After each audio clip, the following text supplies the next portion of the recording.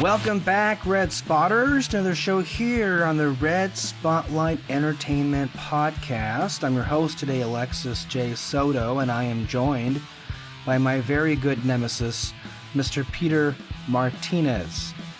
How are you today? Hello, bitch. I am doing well, thank you. That's wonderful.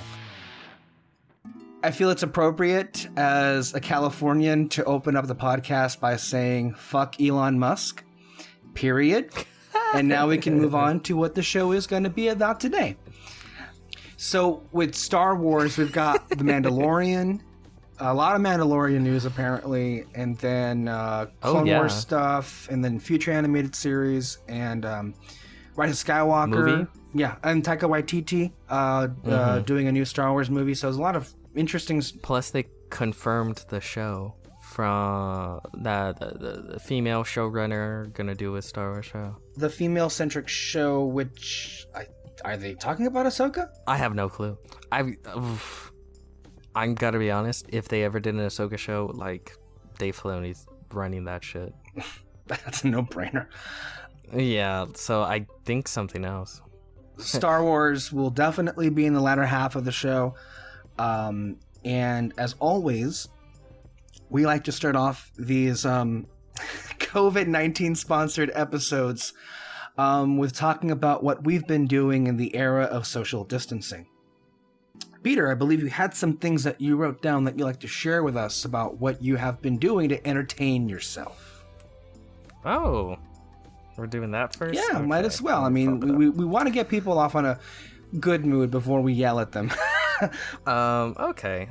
I watched... an animated show called The Midnight Gospel on Netflix, which is just a hybrid of psychedelic visuals with basically podcast discussion laid over it.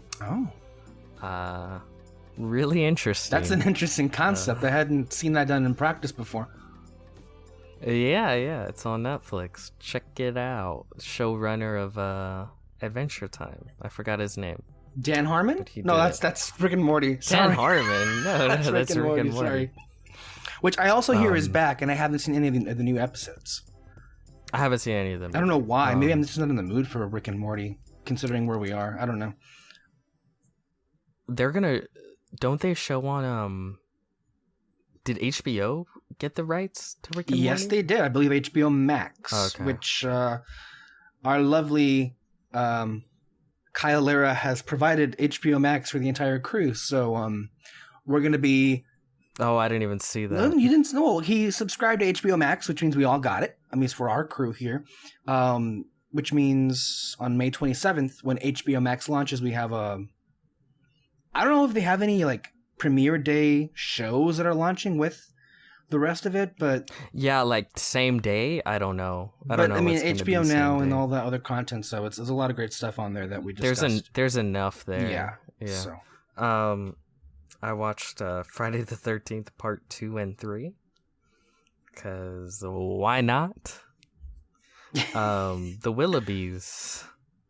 I watched The Willoughbys. You know what The Willoughbys is? No, I don't. It's an animated movie that premiered on Netflix. It was real cute. It was about a group of kids called the Willoughbys, and they hate their parents, so they tried to orphan themselves by sending their parents on a very dangerous vacation in the hopes that their parents die and they become orphans. Okay. That sounds actually pretty interesting and kind of macabre, but I mean, that's not really a surprise. It's nice. I liked it. I watched Extraction with Chris Hemsworth. Mm-hmm.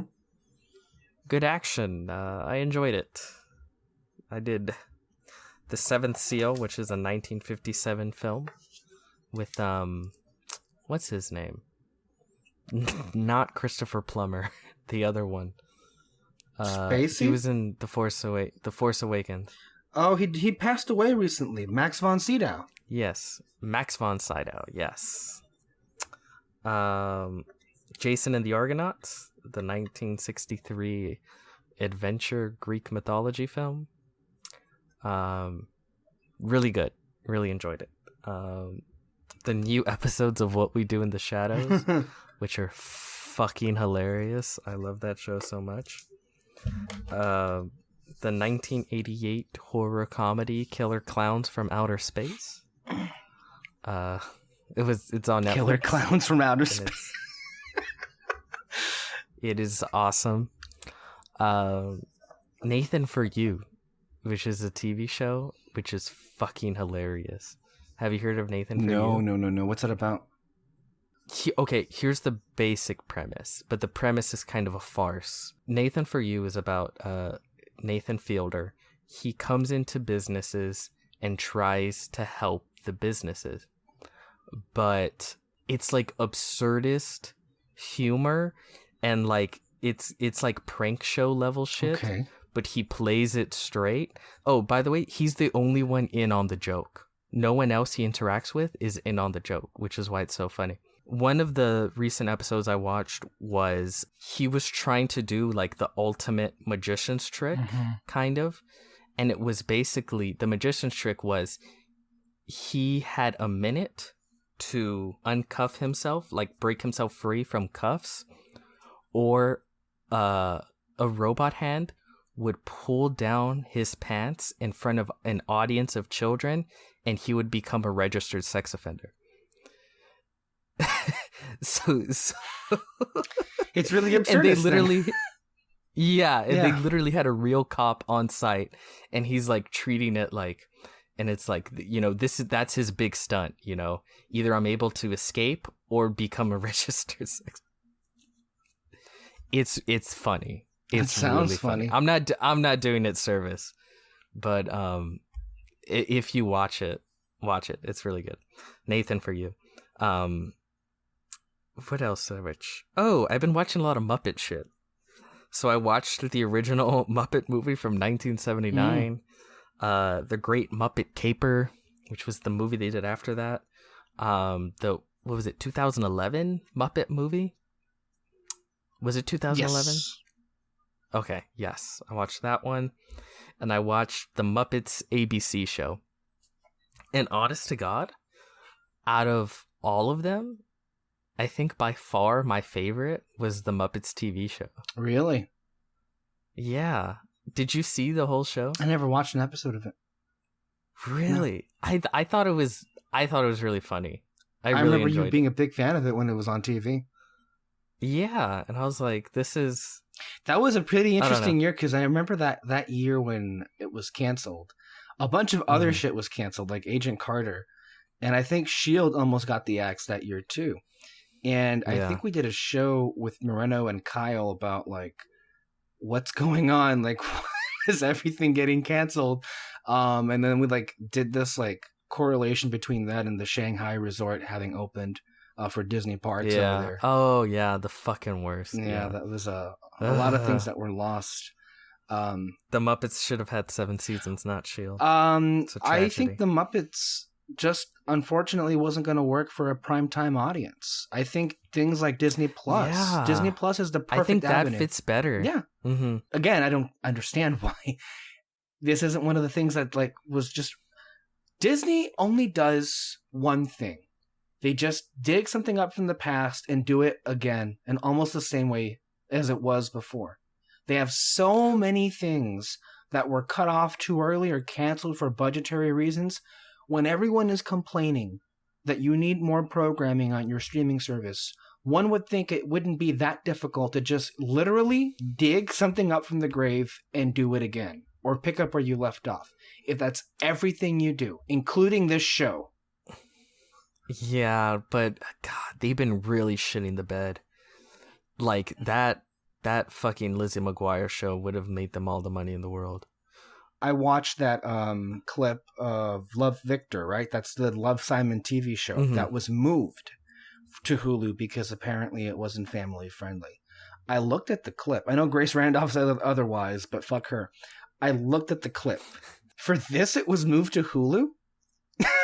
It was harmless. It was just like this guy applying for a job at a cafe, and like internally him like, you know, crushing on him. I guess I didn't see it, but I guess there was sexual innuendo. I will say, I think there's a certain level of homophobia to a lot of people. Oh, for sure. Where they'll allow the sexual innuendo between like straight couples, but the second it's gay couples, especially two guys, it's like, whoa, whoa, whoa, whoa. It's like whenever two guys kiss, right? It's like, why are you shoving down the throat of my kids? You know, why are you showing that? You shouldn't be showing sexual things. And it's like, really? Because every other kid's anything shows people kissing. It seems like the issue here is that they're two men. So yeah, I think you probably could have gotten away with it if it was like straight couples, but because it's about a gay guy, a gay kid. Yeah, I think there is underlying homophobia to and it. it's just a missed opportunity for Disney Plus. I think it would have done really well. Yes. You can expand. Like, think about it. So many of the people that are like, let's be fucking real. The Mandalorian, it's pretty dark, like violence-wise. There's a murder. Someone gets cut in half. Like, it's crazy. America does have this thing of like, we'll take violence, but don't you dare insinuate anything sexual. Now you've crossed the line, you know? America has weird hang-ups, I think. Well, the Clone Wars is probably the most violent animated program Disney's ever like produced or sponsored. Easily. Because what was it? Freaking Ahsoka does a quadruple kill. Well, yeah. Beheading. Right. Well, in the new... I remember that. Yeah, from one of the Mandalorian episodes. But like in one of the newer episodes that came out a few weeks back, Maul literally decapitated like I don't know how many clones. And cut through them. So it's like, I don't... It's weird. I don't buy it. It's weird. This whole like violence and it just comes down to the whole like homophobia. But I mean, that's not really a secret. I think that was pretty apparent. But I think like Disney Plus, I don't know if it can survive. Maybe it can, just on Star Wars and just on, because I haven't seen the Muppets shit in a long time, and some of it I've never seen. So it's like, oh great, I'm gonna go back and watch some of that shit. I went back and watched literally every fucking Disney animated film that I hadn't seen in a long time, like The Great Mouse Detective and shit like that. But then eventually you will hit an end to it. And then at that point it's like, how many Star Wars shows can you throw at me before it's like, I need variety, Exactly. I don't know. Like, because I feel like you can lose viewership that way, but you can get different demographics with the Love Victor, with a slightly more adult oriented Lizzie McGuire show. Well, here's one, and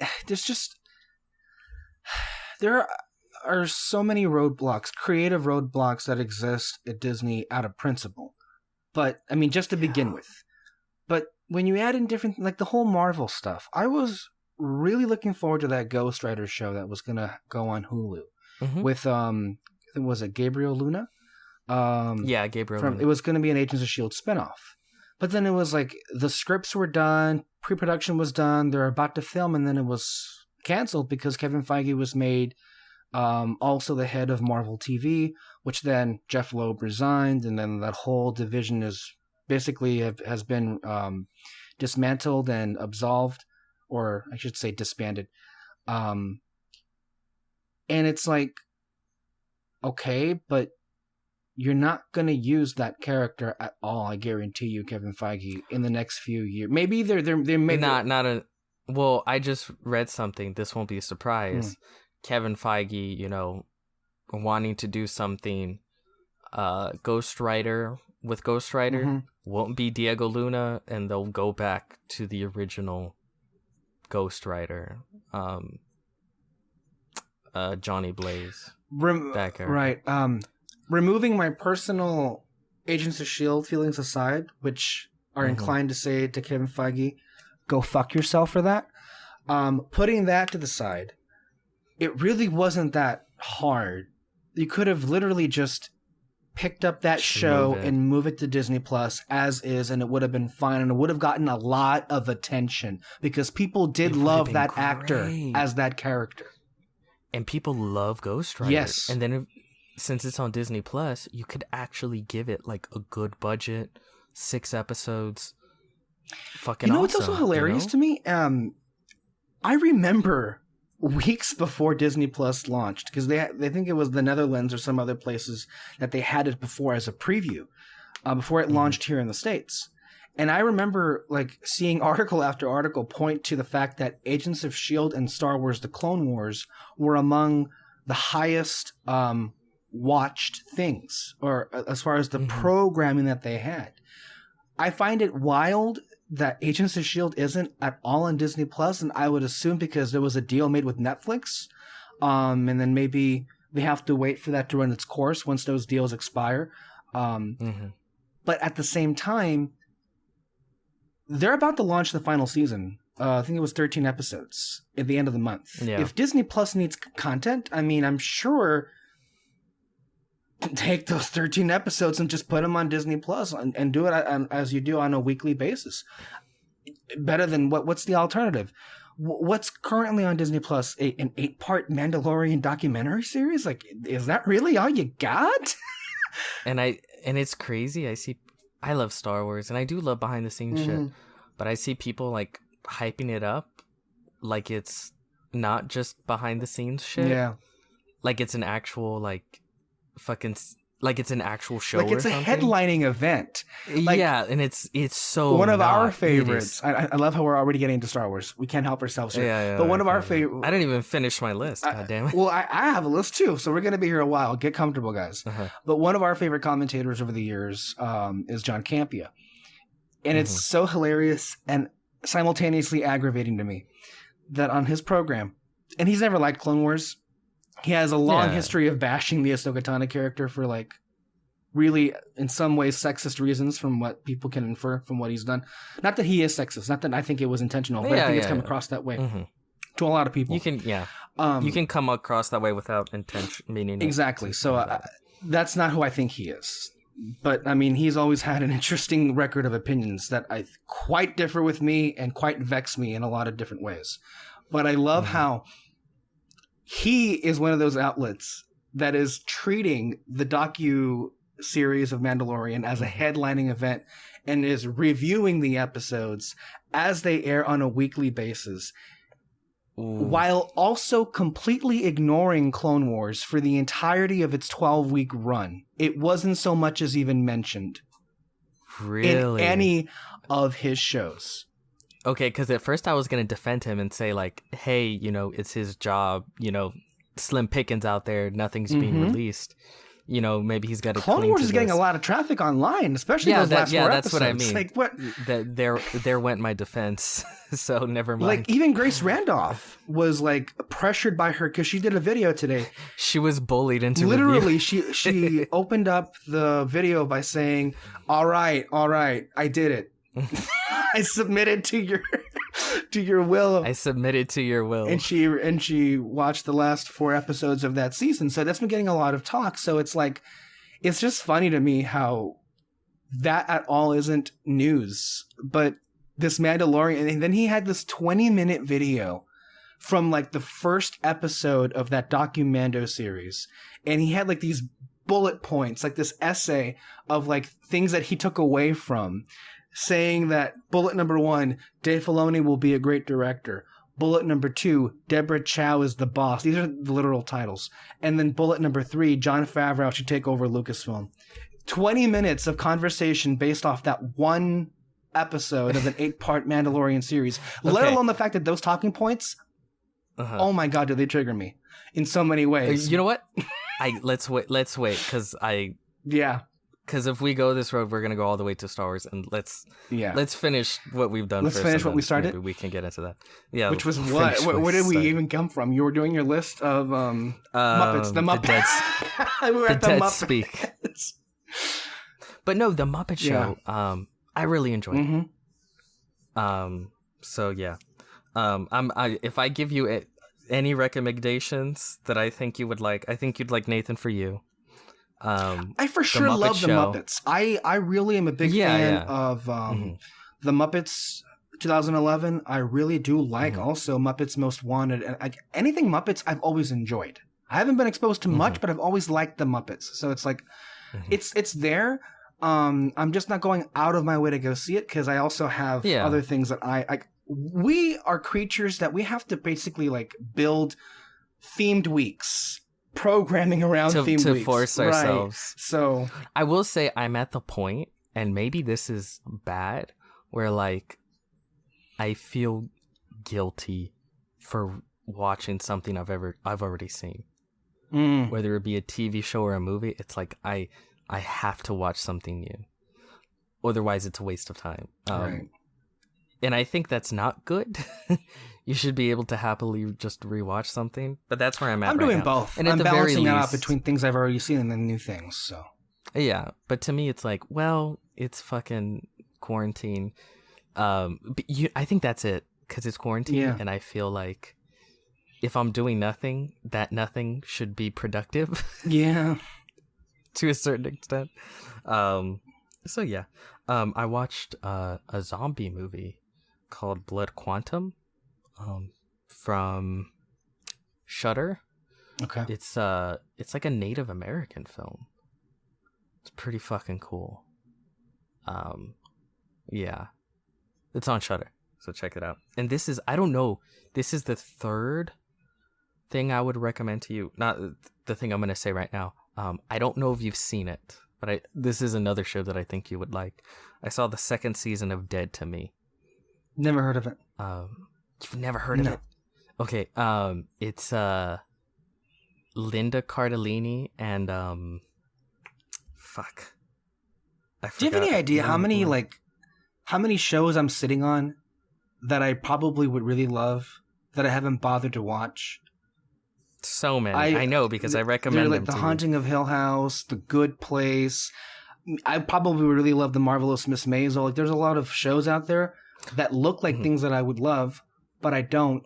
And that's mainly because I'm watching movies. So, Okay. It stars Christina Applegate, Linda Cardellini, and James Marsden. Just like a real quick rundown. Let me see if this... Jen's husband recently died, Christina Applegate, in a hit and run, and the sardonic widow is determined to solve the crime. Optimistic free spirit Judy has recently suffered a tragic loss of her own. The ladies meet at a support group and, despite their polar opposite personalities, become unlikely friends.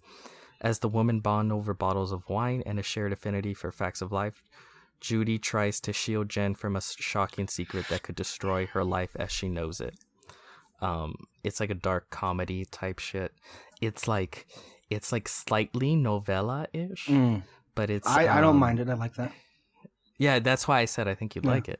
But it's really funny and really well written as far as like the humor and the characters, and it's like a lot of emotion.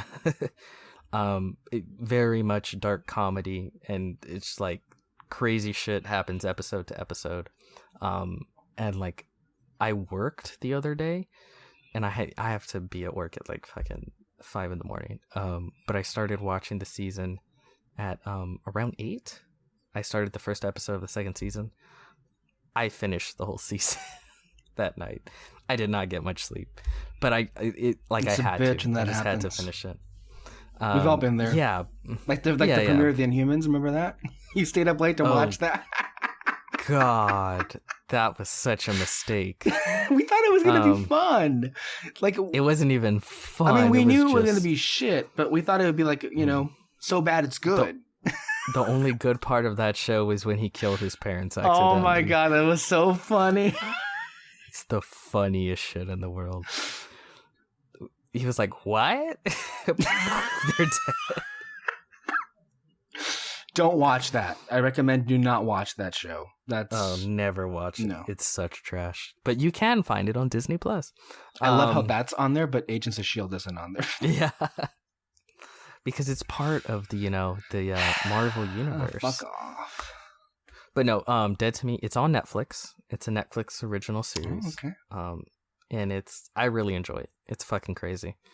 So yeah, they're the only ones that are getting a lot of content out there these days. Oh yeah, I love it. That's about everything. Yeah, I've got stuff too. Half of it's Star Wars, half of it's Spielberg. No. That doesn't sound like you. No. With Spielberg, it's Oh, real quick. Yes. Speaking of Spielberg, have you heard of that streaming service Quibi? Quibi. Yeah.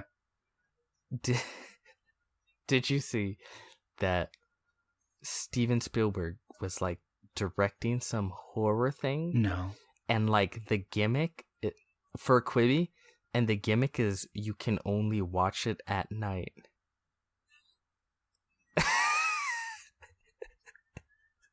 Yeah. I don't know. The more ridiculously stupid like the Quibi comes to me, like the more I want it. I'm not gonna lie. Really? Here I am rooting for it to fail. For the shits and giggles. Oh my god. It sounds so funny. Go ahead. So I talked about this with David and with Kyle in recent podcasts. But I still can't get over it because I'm still quite gripped by having rewatched this movie. Close Encounters, when I rewatched it a few weeks back, you recall I sent a video of Spielberg praising Arrival as a great companion piece. I actually did watch Arrival after Close Encounters, and it was an amazing companion piece. And also, rekindled why I fell in love with Arrival in the first place. And it kind of made me remember, oh, that's right. That's kind of like my mantra about, this whole communication thing being so important. Well, they're both kind of like humanity's next step triggered through the interaction with extraterrestrial beings for the first time. And that's not doom and gloom. Yeah. That's what I mean. Yeah. Like humanity's, their ascension basically right, to something to the stars bigger. And everything. So yeah, there is an interesting through line with it. But with Close Encounters, I was just much more gripped by it than I was the first time I watched it years back.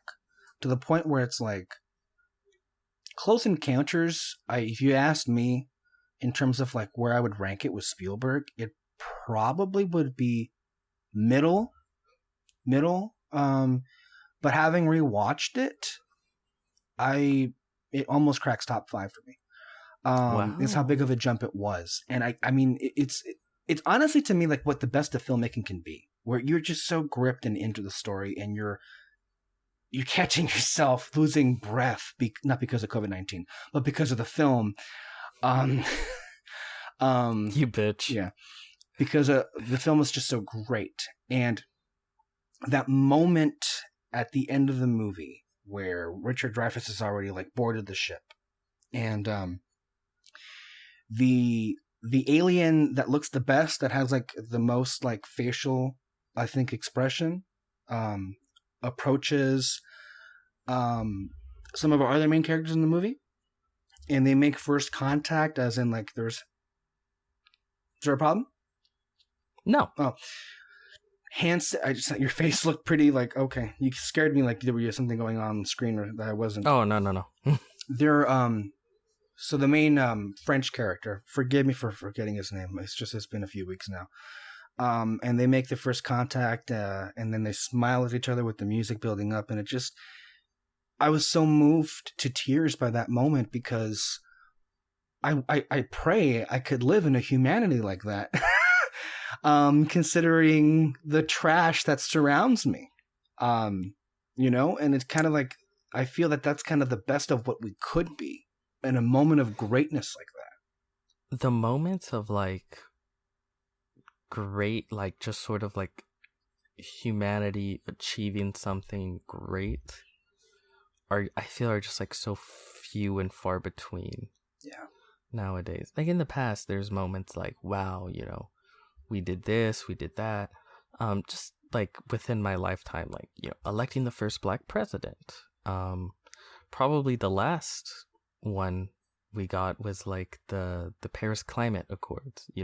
The first time, every major country was able to come together and do this.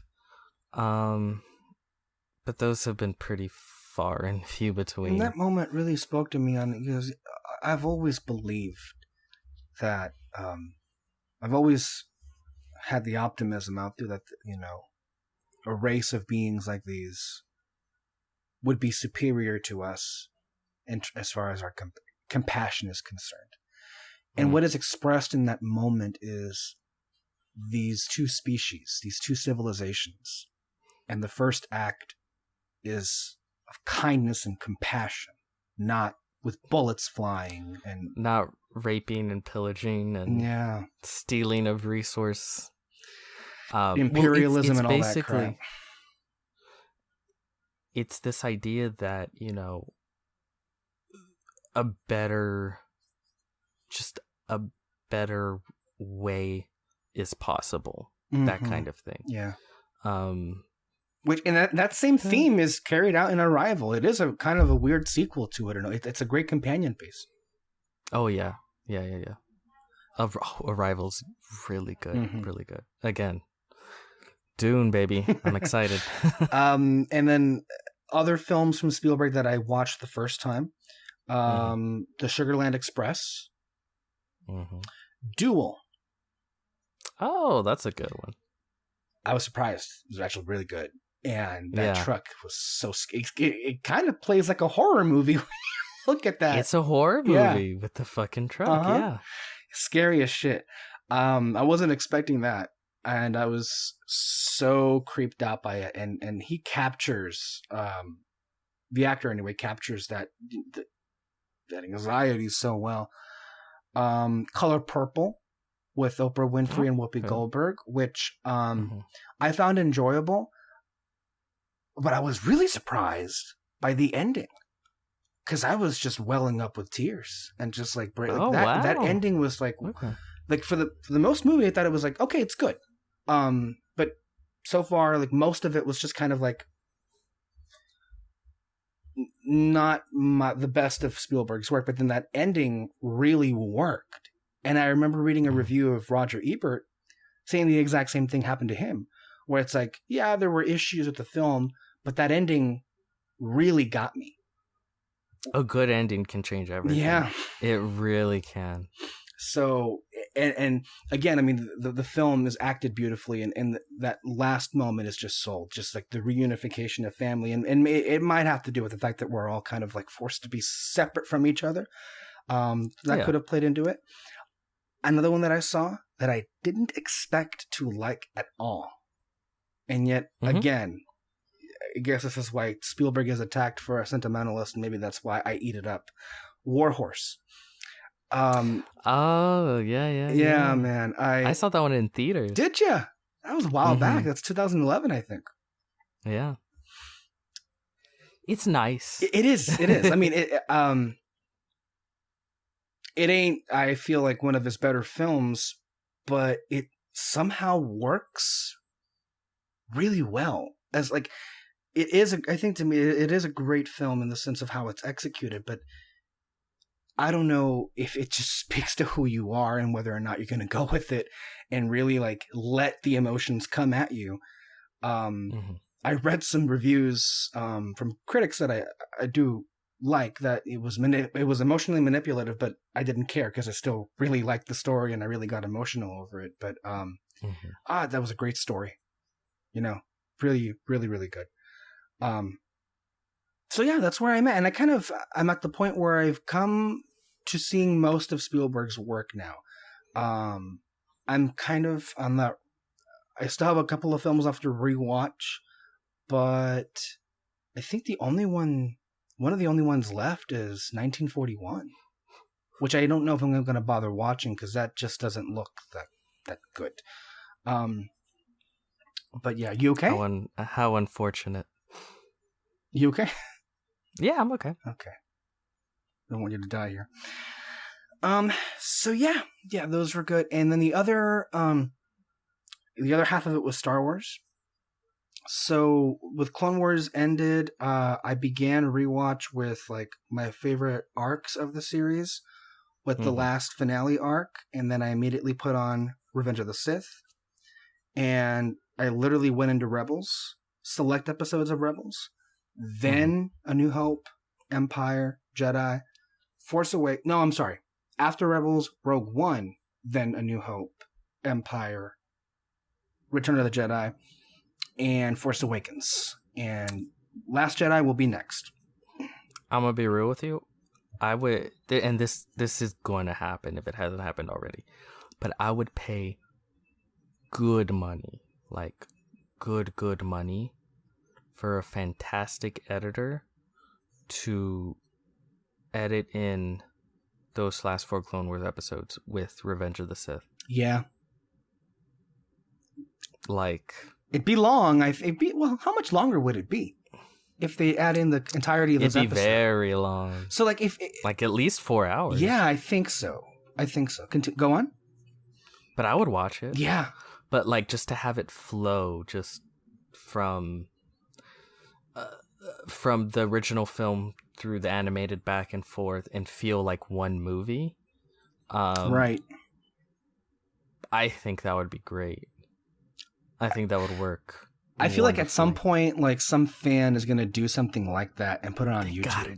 They gotta do it. Oh, not YouTube. That shit will get taken down in 2 seconds. But there'll be some secret website where you could. And since the last 4 episodes were made to feel like a movie, I would imagine there's a cut of it somewhere where it's just a movie. Yeah, but I see a lot of people like wanting to cut the last 4 together. Yeah. As it's one movie. Yeah. But I don't want that. I want it interlaced with Revenge of the Sith. Okay. That's what I'm looking for. I wouldn't mind either or. But I definitely understand that. But what's interesting about this rewatch, and I did it because I made the 4th and I got into Star Wars, so like, fuck it, let's just go ahead and do the whole thing.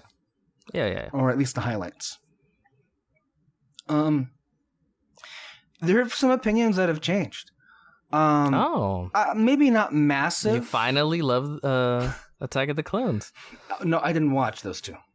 I began with Clone Wars arcs. I didn't bother beginning with Phantom. I mean, would you? You son of a bitch. Would you? I mean, George Lucas is the god of Star Wars. Phantom Menace and Attack of the Clones are the biggest drags. Like, if you think about it, if you're going to watch the Star Wars material in a chronological order, your first 3 viewings are The Phantom Menace, Attack of the Clones, and the Clone Wars movie, which are... But did you see... Because everyone all over the fucking internet has been just sharing this like crazy... the clip? The clip of... I wanted to discuss that because there was a funny quote... not quote, but there was a funny tweet here by Scott Mendelson of Forbes. He's a reporter that we talk about often when it comes to box office. He's very interesting, and I don't agree with all of his takes, but he has some pretty good takes. And he said this, which it's interesting because I agree, and then also I have a pretty nuanced point of view on what Filoni said versus what everybody else took from that. So this was his tweet, and you're referring to a clip that's been trending the last few days about Filoni explaining the Duel of Fates lightsaber in The Phantom Menace. This is going to be a whole Star Wars podcast at this point. I'm sorry, guys. We're just going to get into it because we got a lot to say. There's a lot to say here. And Scott Mendelson tweets, "Seeing everyone lose their minds over Dave Filoni's astute but obvious explanation of Phantom Menace makes me wonder if there are generations of folks who just don't know how to read a movie or TV show beyond surface level unless it's spelled out like a Dora the Explorer episode." And then he backs it up by saying, "For the record, Filoni is great and Dora rocks, but this was pretty basic. This was pretty basic because of the effect of storytelling on display." I agree and disagree at the same time. I have pretty interesting feelings. How do you feel? Okay. I come at it from a different angle in that, and I've noticed this, slightly different, but it's still related somewhat. Right. I mean, ultimately, I think Dave Filoni's reading, it's definitely interesting, and I like it. Right. I think it's kind of bullshit. I knew you would say that. Yeah. I don't think it's bullshit, but okay. But that's not my issue. I know. I think we're going to end up agreeing on this, though, in a weird way.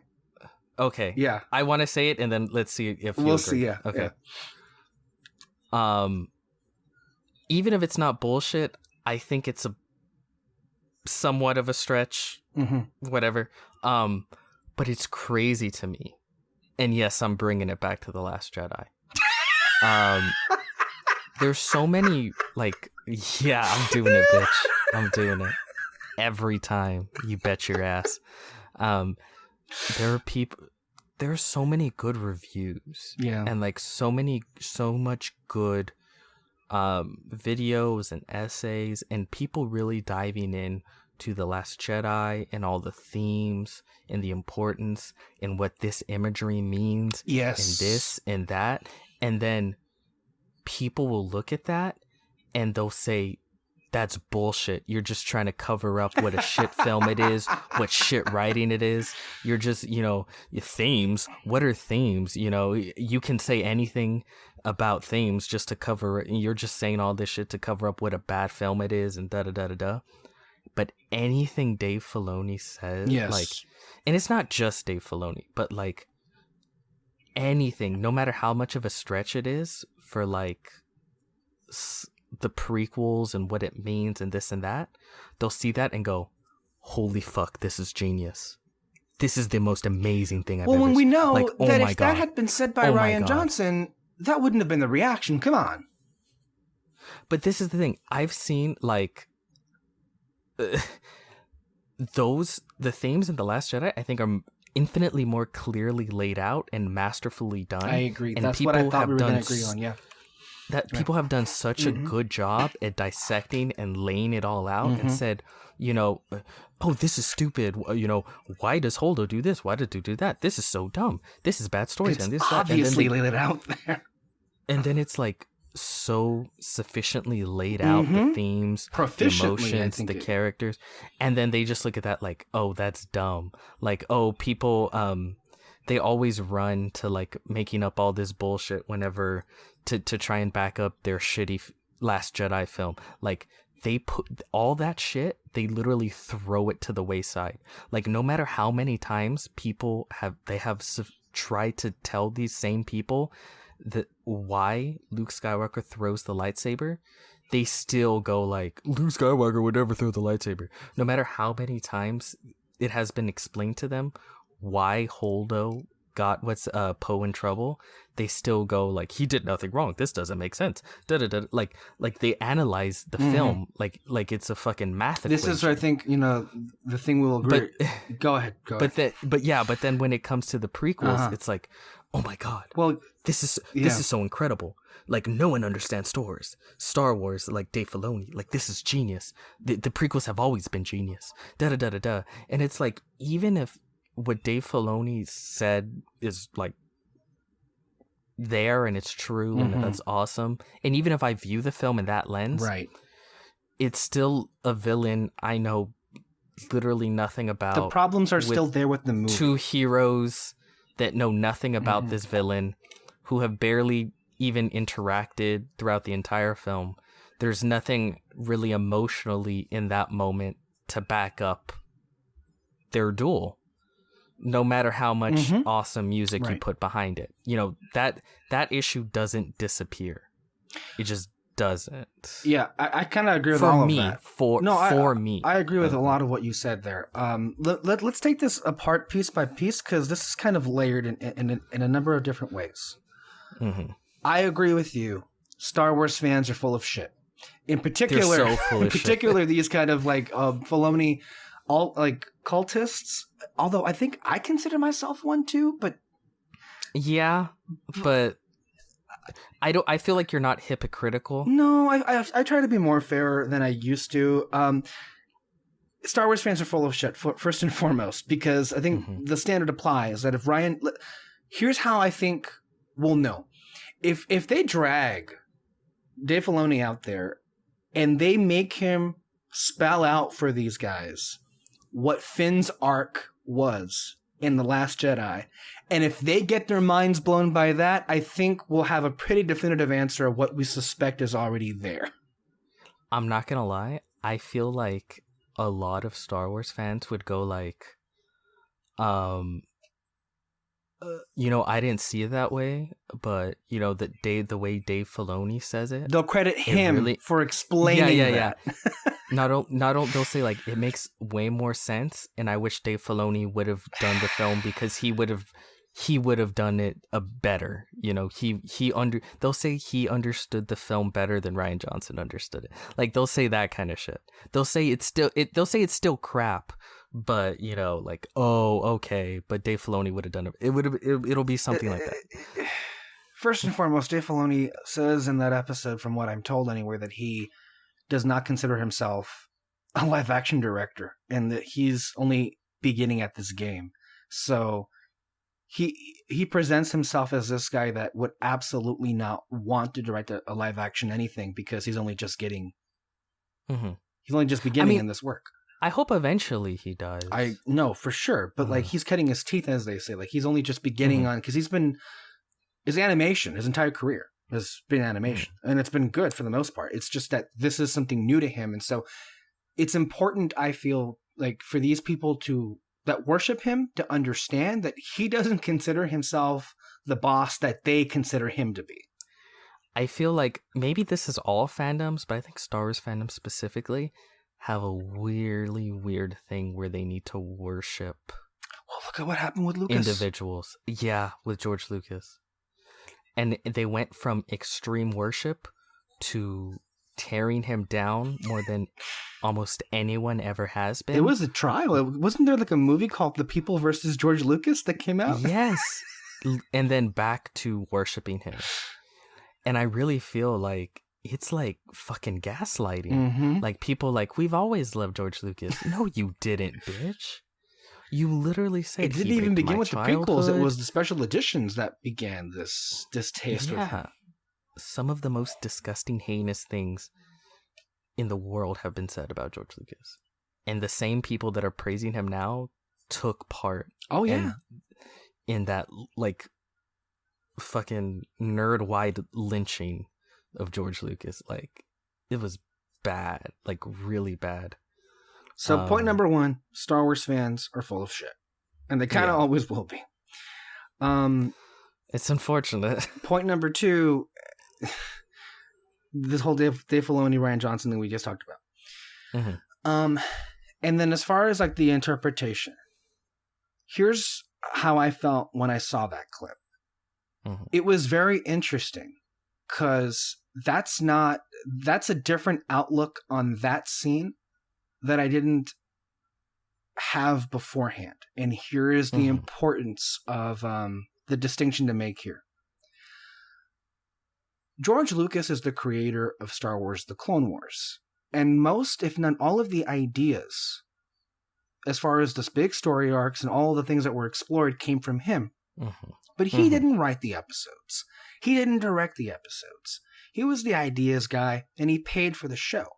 Dave Filoni and his team had the group of writers to do all this different stuff and filter out. I've always considered Filoni to be this wonderful filter to really break down what it is that George Lucas really thinks.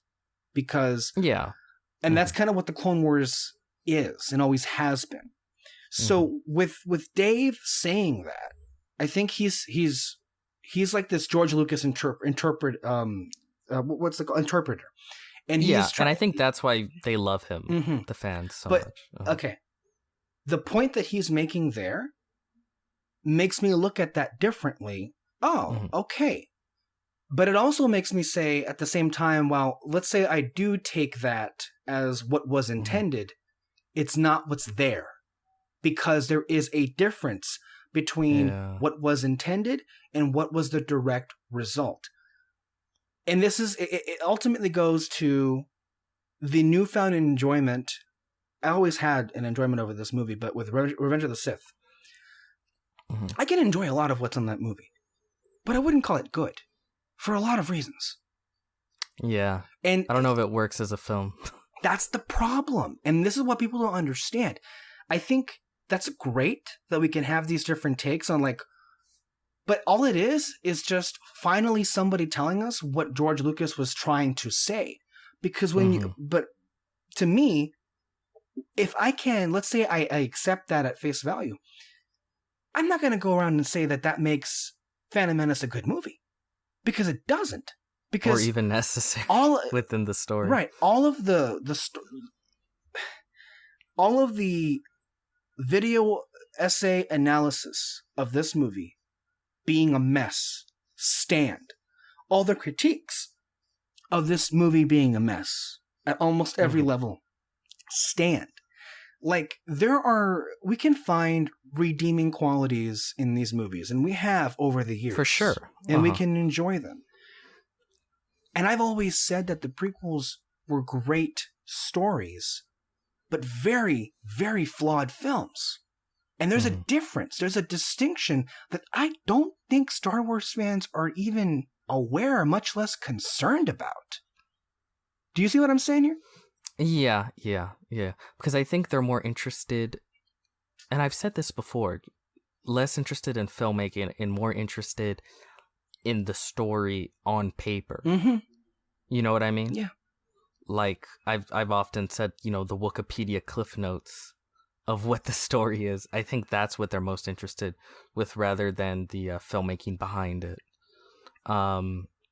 Which, I mean, okay. I mean, I think that's fine. I of course am less interested in that, more interested in the filmmaking. I wish what Dave Filoni had said was apparent in the film. Well, I wish that was dive into a little bit what he was saying? Because I do have a bit of issues. Yeah. I was just saying that everything that he said, I wish that was in the movie, because that really is interesting. But I think it's interesting. I like looking at films in different ways. Right. I think it's It's just not how the movie was made, because clearly nobody knew what the fuck was going on in the first place. And in particular, that was nothing more than just an exercise in choreography. That's just how it came across. It's clear to me. I guess I also disagree with the fundamental premise. Like,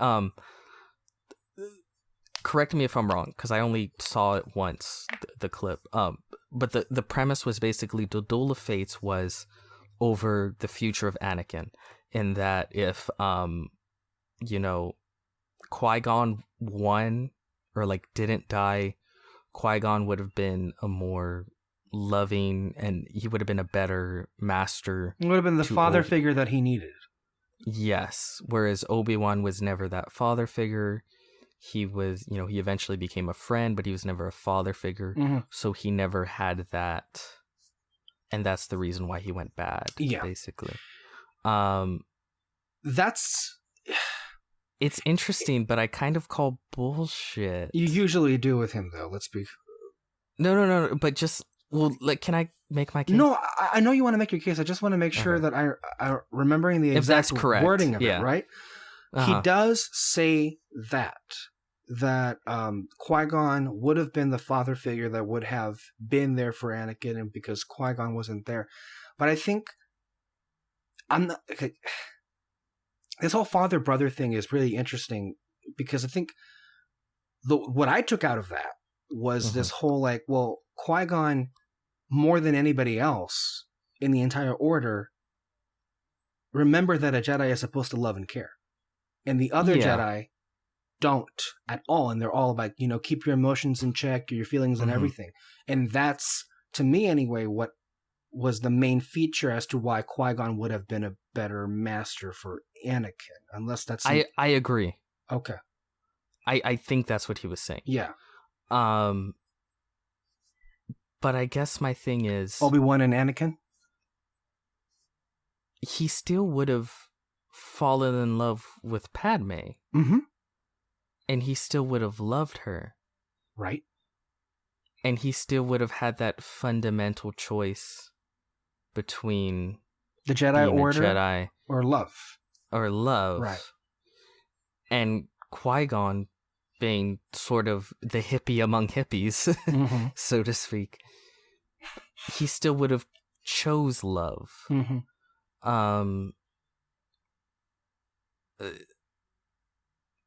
Would that have changed the outcome? It's very interesting talking about this, right?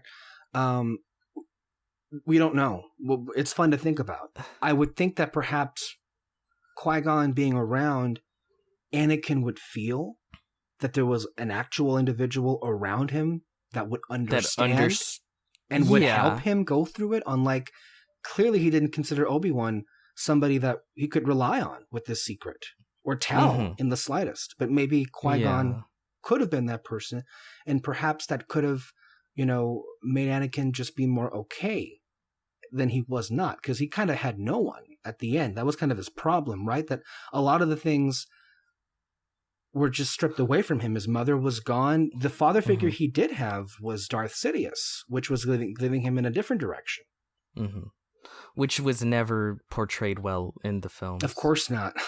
That's a long list of things that weren't portrayed well, that were kind of there, but they weren't at all. It's weird talking about films that didn't convey these things at all, but we're supposed to believe that they're there. It's hard to discuss this. Like, when they started talking about him in the father figure in Revenge of the Sith, even as a kid, I remembered, like, really, they talked before? And then I guess in Attack of the Clones, there's one real quick scene, I think, where they have a conversation in like his office room. Oh, and Palpatine and Anakin. Palpatine. Yeah. Right. Yeah, that did come out of nowhere, huh? If we're like, because it's hard to be in that mindset. Again, going back to the early 2000s, removing Clone Wars and all that ancillary material. If you look at the three movies, I only recall Palpatine saying to Anakin at the end of The Phantom Menace, "We'll be looking at your career with great interest," and then that was it? Yeah. I think there's one real quick scene in Attack of the Clones where they have, like, a discussion between them two. I don't remember. Yeah, that's what I mean. It's so fucking quick. And I may be misremembering it, but it's not till Revenge of the Sith where it's like, oh, they have a kind of relationship, I guess. Yeah. Just out of fucking nowhere. Yeah. Yeah. Which is an example of why those movies are so deeply flawed. And again, I think there's a distinction between saying you can like deeply flawed films. That's fine. But I think there's an argument that people insist that reinterpretations or individual interpretations can redeem the quality of the filmmaking. But if it was good filmmaking, you would already get those interpretations. Like Last Jedi. I disagree. Isn't that what you were saying with Last Jedi? That it was like all those interpretations were pretty apparent, and that's why people are talking about them? Okay, yeah, to a certain level. Again, this is all very gray. Yeah. Because it's film and it's art, so it's hard to say this is 100% here and this is this. But there's been a lot of films where it's like, I don't even think of this reading. And then I hear about the reading of the film, and then I rewatch it, and I'm like, oh my God. Yes. Like, this never even occurred to me that now that I rewatch it, this is great, So that does happen, right? Oh, yeah. I guess my argument would mainly be, even with this even watching this film with this reading, it doesn't fix anything about that final fight. Well, yeah, I feel that's what I'm saying. I'm not saying that you can't have your interpretation. What I'm saying is you can look at it differently and it may enhance the experience. Like for me, I'll say this. This is the example that I use. Clone Wars, the series, I think since 2014, 15, I think, has really enhanced my viewing experiences of Episode 3. It doesn't make the movie any better than it is. Really, on paper, the flaws are still there, and the flaws in the filmmaking are still present, but I enjoy it a lot more because of other ancillary material. But the credit doesn't go to the movie, it goes to everything else that was around it. You know what I'm saying? I feel like that's not true. I feel like it helps us accept the story better. Because, or maybe it's just me, because I sometimes say what you say, like, oh, it makes the films better, it makes this better. But then I'll try and go back and just watch the films. That's not what I'm saying, though. To be clear, I'm not saying it makes the movie better. I'm saying it makes the experience of watching it That's better. what I'm saying, the experience, okay. Sure, whatever. Because I feel that, and then I'm like, okay, even with the Clone Wars in mind, I go and I'll watch Revenge of the Sith, and it's like, for me anyways, the experience is kind of the same, because it's like, still whiny Anakin with bullshit reasons. Which is why I said the problems remain. And I still get those problems. I guess I feel like we agree. That's what I'm saying. We can't agree on the words. But that's why now. I'm saying it's more accepting of the story. I was just about to say that. What you're saying is that's what I'm trying to say, is that I accept things a lot, I guess, easier because of ancillary material. But it doesn't at all absolve the sins of the movie. Mm-hmm. And I think some people say it does. And I guess a lot of people if it say does it for does. you, that's awesome. Yeah. You know, but for me, not. That's why I'm very interested to see the Clone Wars cut in with Revenge of the Sith. Yes. What that would do for me. I guess the simplest way of saying it is, especially when it comes to episode 3, I am more entertained and accepting of what is there because of the ancillary material, but it doesn't change any of my opinions about what the faults of the film are. Yeah. That's what I'm trying to say. And I think you're saying that same thing as well. Oh, and your sort of interpretation of Duel of Fates, maybe that's fixed my issue with his reading. What was the issue? I'm sorry, I didn't get. You think your case was like the problem was that it wouldn't have prevented Darth Vader? Because the Jedi would still be flawed. You'd still have the Clone Wars. You'd still have Anakin with Padme and those issues he had with her.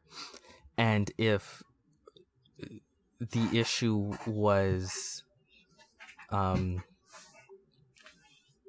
if those were the things that pushed Anakin to turning, and they were still there, would it really change? The argument I think that you made, I think would maybe fix or make sense, especially if you say like instead of the Emperor being his father figure, Qui-Gon remains his father figure. Right. So but like again, none of this is in the film. To me, anyway. No, I agree with you. I mean, talking about episode 3, it's like, well, one of the big issues people had at the time, and it's still there regardless of what further explanations we got from it, but big issues with the film were that people just didn't buy the very sudden turn from Anakin Skywalker to Darth Vader. They just didn't buy, wait, all of a sudden? Just because of this? The film didn't do justice to building that or even making it convincing. I'm going to be honest, even with the Clone Wars stuff, I don't know if I buy it. Yeah. It helps. It definitely helps. Yeah. But even then, it's like... it gets to a point where I can understand it more. But again, it's just so hurt by the fact of how it was executed. Yeah, the execution really fucked it. Can I tell you? This is kind of... It's very Star Wars. It's kind of off track. But this is the thing. And I talked to Kyle about this. This is an issue I have had with the prequels, with the Clone Wars. It's just an issue that it's like, it can't be fixed, right? It's one of those things. And I think people pretend and act as if it is fixed. And it's like, it's just fundamentally something I disagree with. And it's one of those things where it's like no amount of ancillary information will like make it better. Right. So like, take the Empire, for example. The Empire is the biggest evil in the Star Wars universe, right? Like, ever. How do they get stormtroopers? They recruit them. They pay them, probably healthcare with dental, give them an opportunity to rise through the ranks, see the galaxy. Not so different to the our method of military within the United States. And while I have issues, with the big military industrial complex we have in the United States, it's not like the most evil thing in the world. If this is the biggest evil in all of the, known universe in Star Wars, not the worst, So then you have the First Order, kind of more evil, right? They steal these neo-Nazis, children from... basically. That's what they're meant to be. Yeah, they steal these kids from when they're little, and like Nazi youth, So Hydra. brainwash them. Kind of, yeah. Then we have the clones. They are literally cloned. They are brainwashed to fight for the Republic, which they have never known, never had any rights for, never had any choice at all in their entire life. Mm-hmm. They are born to be thrown into the grinder of war. Right. They are born to die and brainwashed to enjoy themselves while doing it. Mm-hmm. Like, this is evil. Like, well, yeah. to me, Darth Sidious came up with this plan. It's a Sith Lord. No. The Jedi. Yeah. The Jedi went through with this. Oh, well, yes, yes. But that's my issue. Like, the most evil shit in the entire thing. No matter how much the Jedi lost their way, I cannot buy that the Jedi are cool with this. Like, this is worse than anything the Empire's ever done, and the Jedi never bat a fucking eye. No, they didn't. Going like, yeah, war slaves, that's fine. Do your job, soldier. And it's like, holy fuck, like, this is evil. And then the Clone Wars, they try to make it better by humanizing the clones. Right. And it just makes it worse for me. I don't think... Because I'm like, right. Oh my God, it like... The Jedi are psychopaths, and it's not something you can brush aside by saying they lost their way. It's like, no, they're like the evilest of the evil. It's something that I could never buy the Jedi doing. I just don't agree. So your point is that plot line is more than just the movies and the story themselves. It's just really damaging to the idea of what a Jedi is. Yeah, it's unsalvageable. It's something that just needs to change. Like, it's as if Iron Man, right. He has issues. He's like the bad boy of superheroes. So let's say that his suit ran on the liver of child orphans. And that's just kind of like a plot point, and then no one addresses it, really brings it up. And then it's like, oh, well, he kind of lost his way. And it's like, no, he's fucking Jack the Ripper, stealing children's livers in order to run his suit. Like, this is so out there in my mind that, like, it's not salvageable. And I think there's some things, plot points from the prequel films that no matter how much you try to flesh it out, they're just kind of fundamentally broken in that way, that they don't mesh with the problem story you of the have characters. when you have movies like those. There are going to be concepts like those, and that still will ever be that way. I guess if you're going to toss it to me as to how I interpret that, it's interesting. I hadn't really thought much of it, but not to like skirt it under the rug and like, oh, the Jedi lost their way about it. But if I'm going to just like think about this, yeah, I agree that it's really fucked up that the Jedi just willingly agreed to do this. And if I were to take into account the material from the films and the Clone Wars, I would think that, and this is my interpretation, that the Jedi convinced themselves that because they were playing a part in giving them some kind of individuality, whereas the Kaminoans did not, that they were somewhat okay with this. But it goes back to a different point, which was their whole code, their whole ideology is that they're not soldiers, is that they're keepers of the peace. And yet repeatedly in the series anyway, it's thrown out there this just massive contradiction. How can you be a peacekeeper if you're a general? So the story already starts off from a place that the Jedi are just corrupt and they don't realize it. And there are a lot of misdeeds that they continue to go deeper and deeper and deeper down the rabbit hole as the Clone War drags on. Now, is this particular thing that you're bringing up ever addressed? No, it's not. And I think that probably hurts you in particular with like, well, how could the Jedi have gotten to this point and no one points it out that this is just a bad thing to do? But none of the fans pointed out either. Like, right. I feel like well, it's because I they like I'm the on my clones. own. The clones are fun. I mean, I think they just. I guess I would imagine people would think that because the clones and the Jedi are ultimately just tools, and that the greater evil is the person who is pulling the strings. I think that's just how they see it. But what you're pointing out, it does make it a lot more gray than I hadn't thought of that. It's not gray. It's evil. It's jet black. That particular principle is evil. But I'm taking the entire, I guess, totality of the war into consideration and the whole like thing of the Jedi even with Order. the totality. Okay, like the Jedi being generals, that I buy, you know, because they're like, their whole thing is we're peacekeepers, and you can do that thing of like the only way, and we are keeping the peace. We're trying to keep the Republic together by, you know, stopping this insurgency to a certain extent. Plus, they're fighting droids, so it's like, are they, you know, right? It's kind of the road. Are they humans? Yeah. But that's another thing I don't want to get into.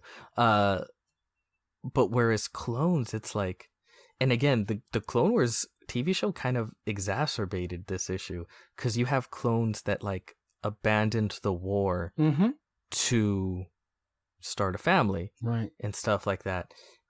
And it's like the clones are like, you have a duty and and it's like, duty to what? You're reciting your military propaganda, right, that was forced on you because the Jedi bought you. They bought you in order to throw you into the fucking meat grinder. They don't care about your lives. And that's the thing too. Like they try to say like, oh no, but the Jedi care about their clones. And it's like, to me, that's like saying, well, I care about my slave. And it like, I don't know. See, don't take this as me disagreeing with you. I'm just going along with. I know. I think I do agree with you, in what you're pointing out, because what you're saying is, to me, the more I feel like it does though reinforce, not the prequels, obviously, because that isn't there whatsoever, but I think it does in a very subtle way, and I mean subtle because no one really points it out. Reinforce this idea that the Jedi just don't care about anything. They think that they do. They think that they're saviors. They think that they're good and all good doing and everything. But it's repeated throughout many, many times in that series that I can recall that they have so lost their way that they really aren't good. They're just as corrupt. And I think that this thing that you're bringing up can work to further drive home the point.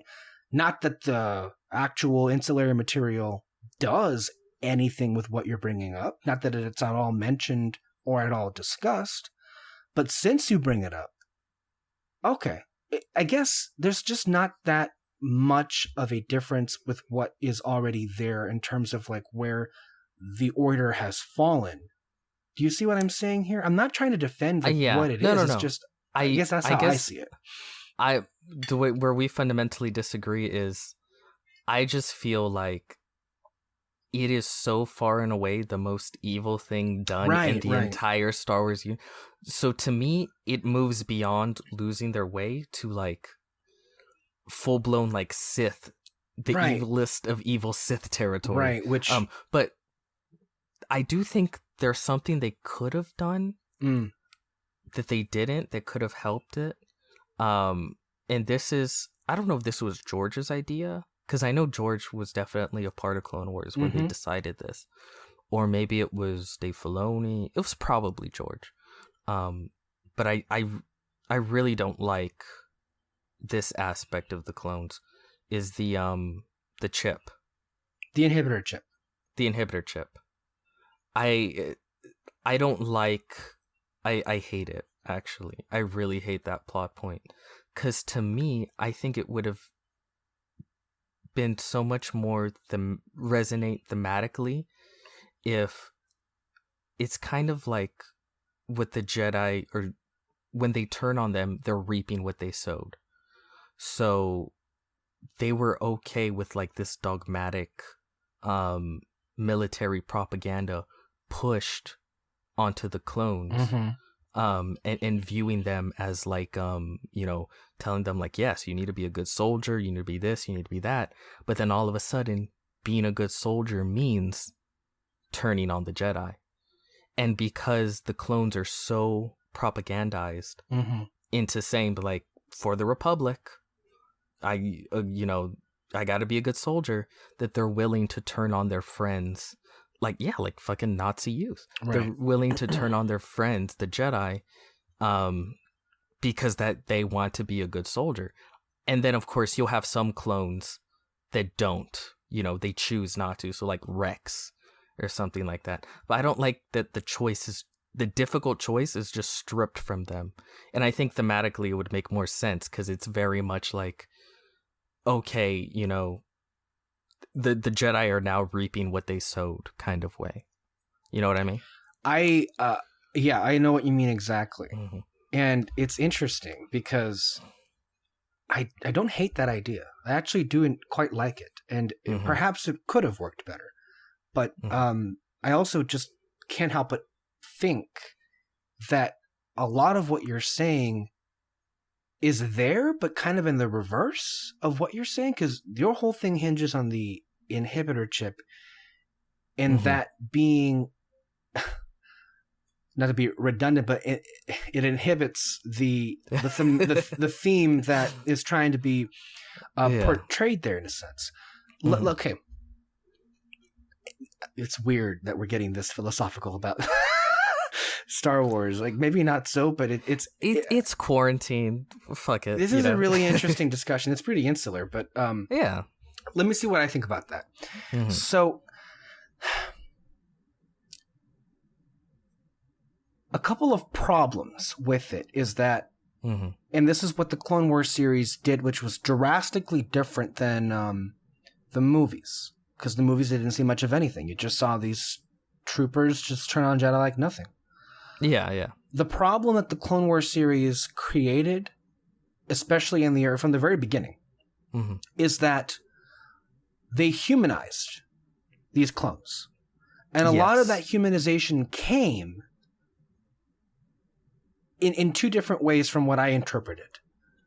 It seems as if the clones developed personalities on their own on Kamino. How they did. And then when they went on to the front with the Jedi, and depending on what Jedi you got, they had a massive influence on them to be more individualistic and more free thinking than the military propaganda that's encoded in their DNA by the Kaminoans and the Republic. Yeah. And because that's at play, it almost seems as if the inhibitor chip kind of was born out of the problem that the series might have created in the first place, because it would have made it even less believable to have these very close allies of the Jedi just turn on them with no reason whatsoever. And so if you go back to the inhibitor chip, what I do like about that, or at least that plot line, is that it only enhances just the mastermind that is Darth Sidious. Again, a whole plot line that was everything was Sidious. This whole plot line in Attack of the Clones about Sifo Dyas or the clone army being created or what the fuck that was about. Again, like, Crimea River, but I also agree with like the number of problems that this movie has had. But I do like that was a grand plan. What I also appreciated, and what I inferred anyway from those last few episodes, was that, and again, forgive me if this was already meant to be implied, but hearing like troopers like Rex say we're on special order by Darth Sidious, the fact that the flip of that inhibitor chip made them so cold and heartless, to me, that enhanced what was the intent, I guess, behind that. Whether or not it is the best way to have landed those themes, I'm not sure, because when you say that, well, the Jedi would have, reaped what they sowed. they kind of still get their just desserts, though. I think the action is they get executed by them. Yeah, but it's not, the clones have no decision in that. No. I guess that's my thing. Okay. So they strip character growth happens during difficult decisions, you know? And I kind of don't like that all the hard choices are kind of stripped from the characters. Right. And also, I just thought of this. I think this would also fix another plot point that I've always had if it had gone the way I was saying. My whole thing was always, the clones are super effective. Why did they move from clones? You see that? I agree with you. You'll have no dissent with me on that. That was the stupidest thing. Okay. But oddly enough, I think there may be an explanation, a dumb explanation, but I think what you're going to say is that why would they get rid of these effective clone troopers and trade them with these useless stormtroopers? Yes. That's been the $1 million question. And that's hard to buy into. I have an answer. I have an answer too, but you're not going to like it. Okay. Well, let me say what my idea would be. I think my idea would be that, you know, obviously the clones, because we see it in Revenge of the Sith. Right. A lot of clones do go through with the Order, and they kill their Jedi. But up until recently, you'd think most of them did. They didn't have much choice. Yeah. In doing but that. Would you... Okay, but if we go by what I said, where it's like they were just following orders, you could have it that while a lot of clones, you know, as we see in the movie, did go through and execute the Jedi, a lot of them didn't because of the influence in the Jedi. Right.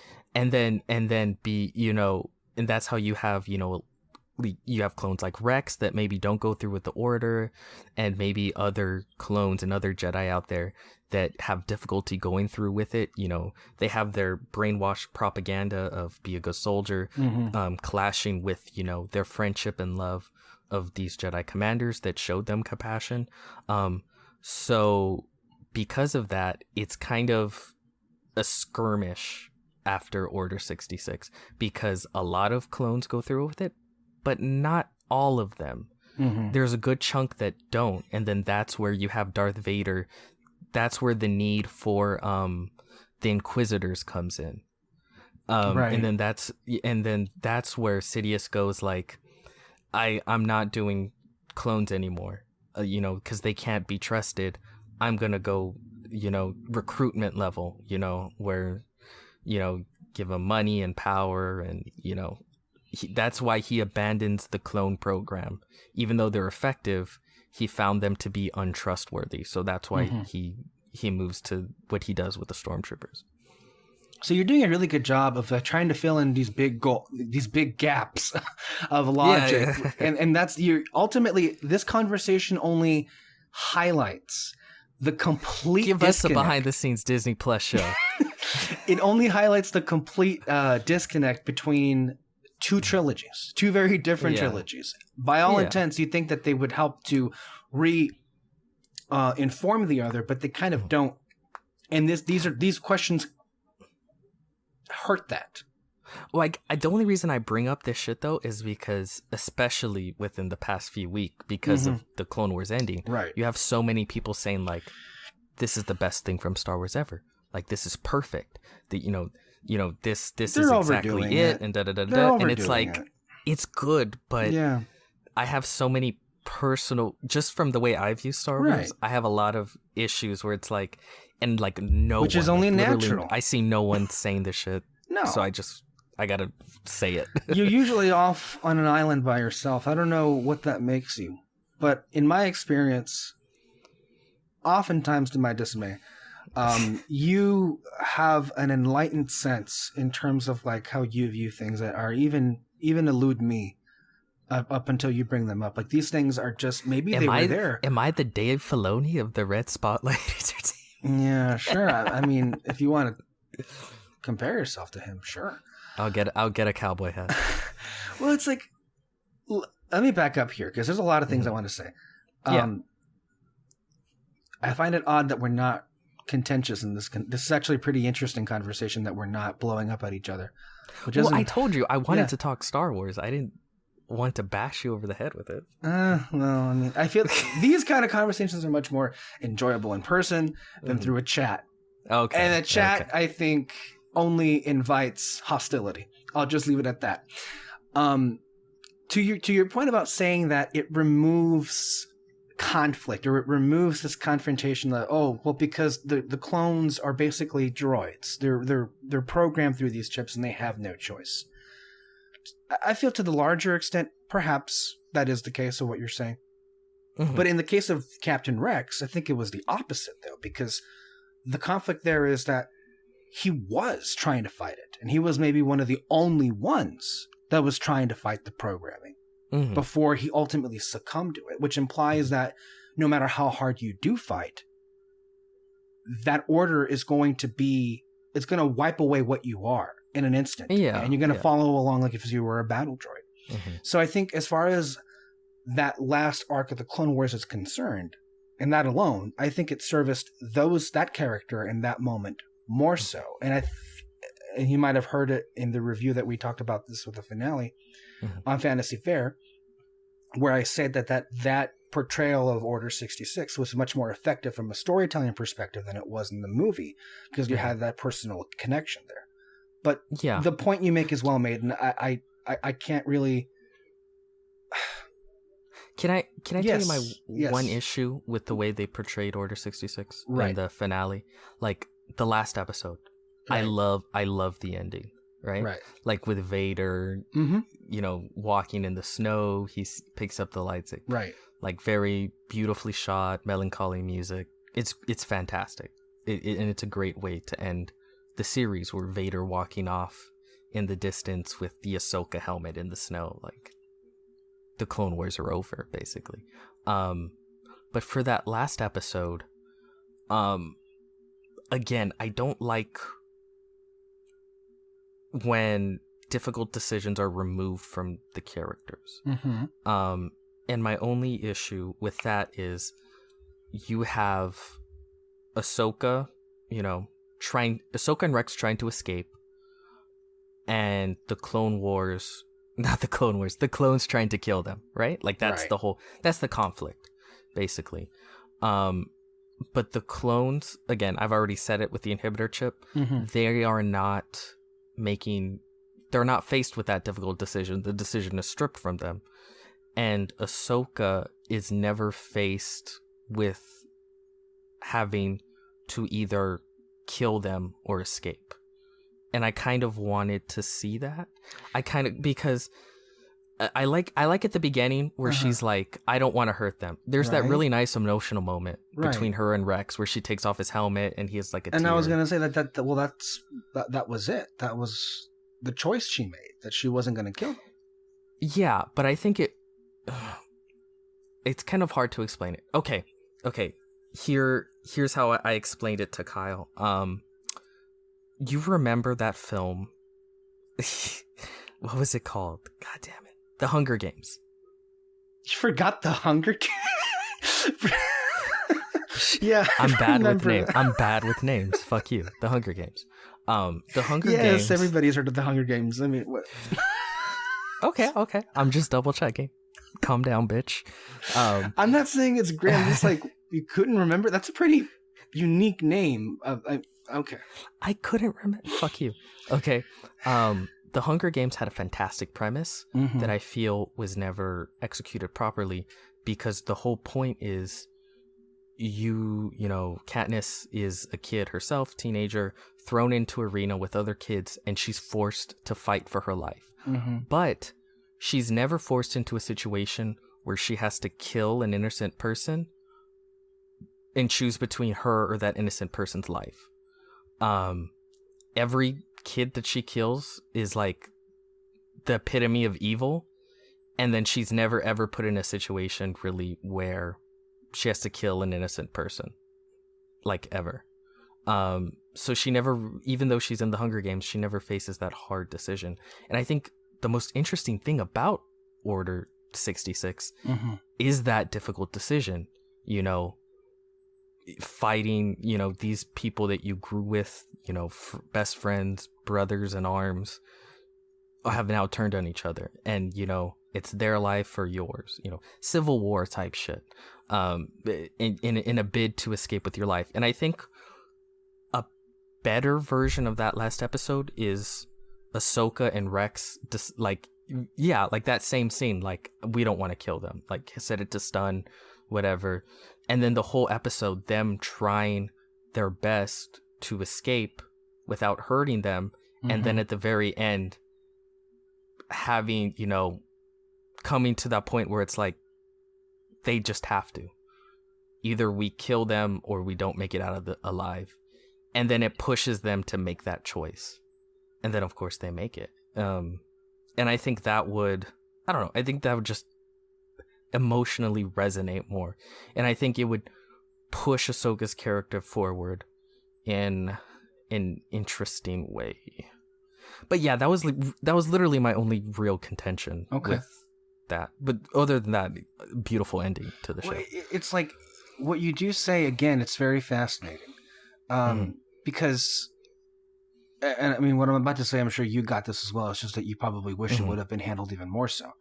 But yeah, what I get from that moment in her making the decision to just not kill them, it's because she does know more than, because people were mentioning this too, like, well, you look at the movies, Yoda and Obi-Wan literally slaughter them. Yeah, they don't give a shit. No. Oh my god.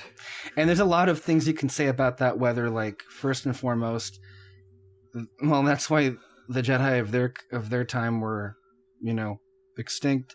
Also, they didn't know really any details about Order 66 from what the narrative tells us, and Ahsoka did. So because she understands that they have no choice in the matter, she doesn't feel good about killing them.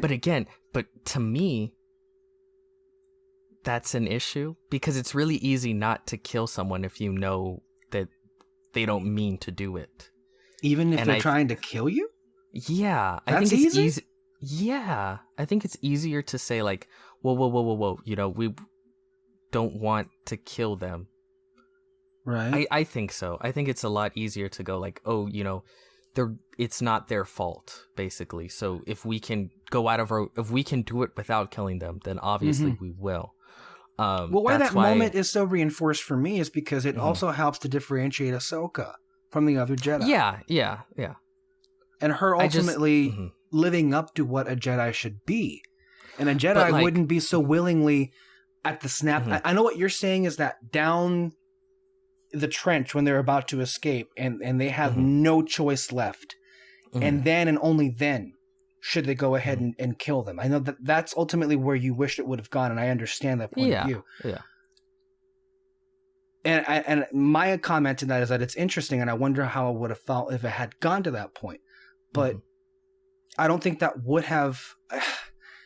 Yes, it would have taken Ahsoka into a different direction than where it ended off being. But in terms of what is there, with Rex and Ahsoka, to me, that's why most people like them as characters.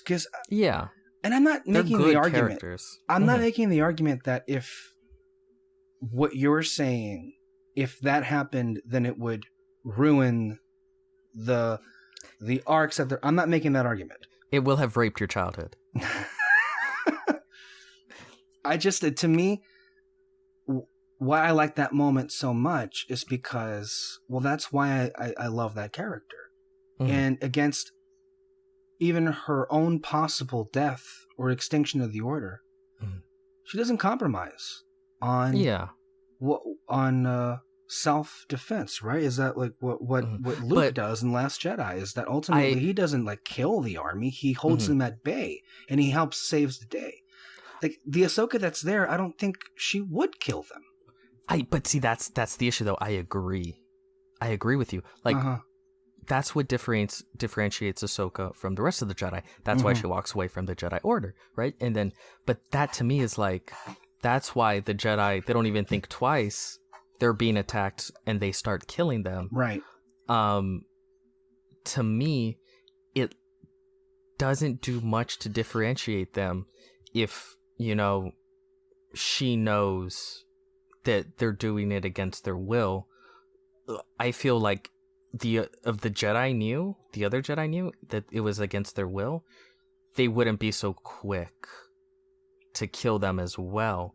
Whereas I think if there was no inhibitor chip, and like I said, it's just, you know, their Nazi propaganda, and then, you know, the Jedi of course kill them, and then Ahsoka makes that choice, like, even though she knows they've made the choice to kill her, she still doesn't want to kill them. I think that really, really separates her, you know, from the rest of the Jedi. You know what I mean? Because again, going back to Luke, that's what Luke did. He didn't kill the First Order. Right. He although in my mind, and again, I'm trying to process what you're saying at that same time, and I don't bring this up to like push back on what you're saying, but what my mind goes to is two images. Yeah. Look at the difference in how Yoda immediately reacted to the clones about to kill him, and the difference in Ahsoka when she deflected their fire and didn't kill a single one and just escaped.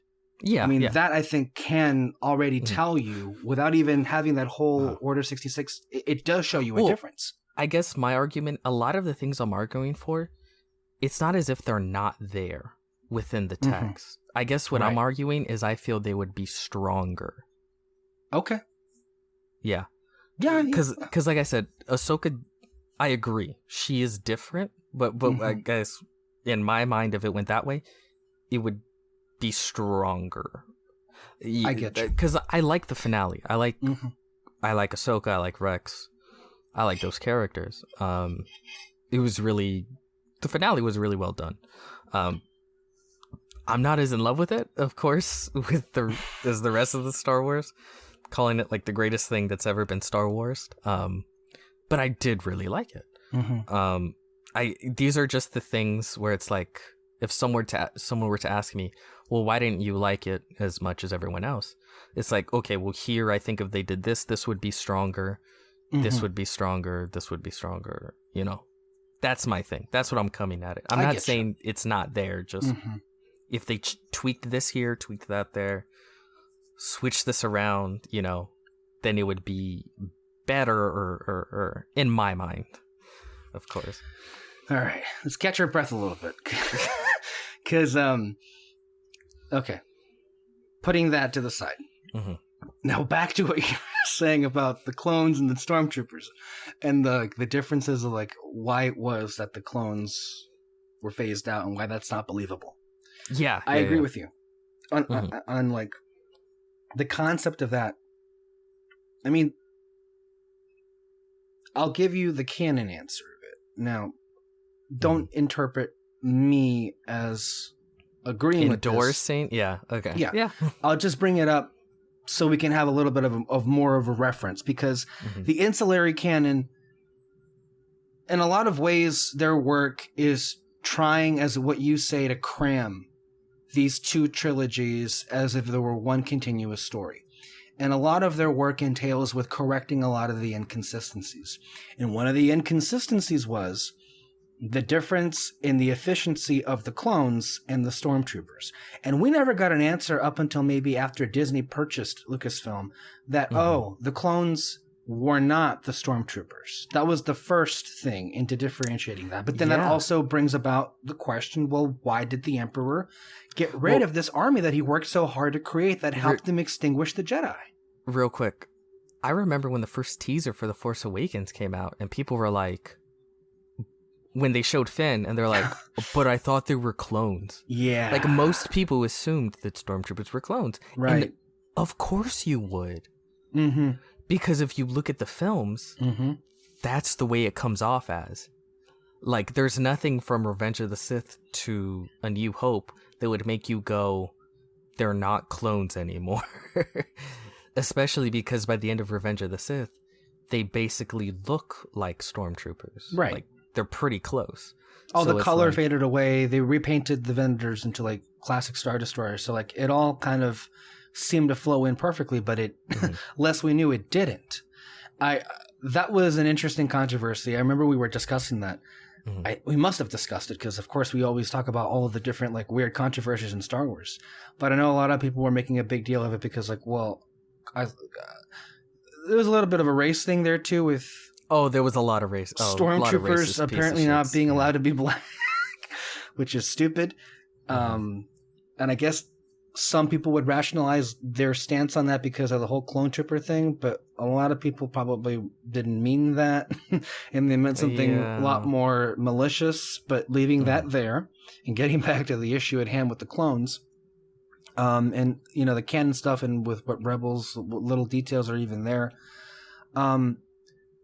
One of the things that's mentioned in the prequels and that we see realize in the Rebels TV show is the accelerated aging of the clones.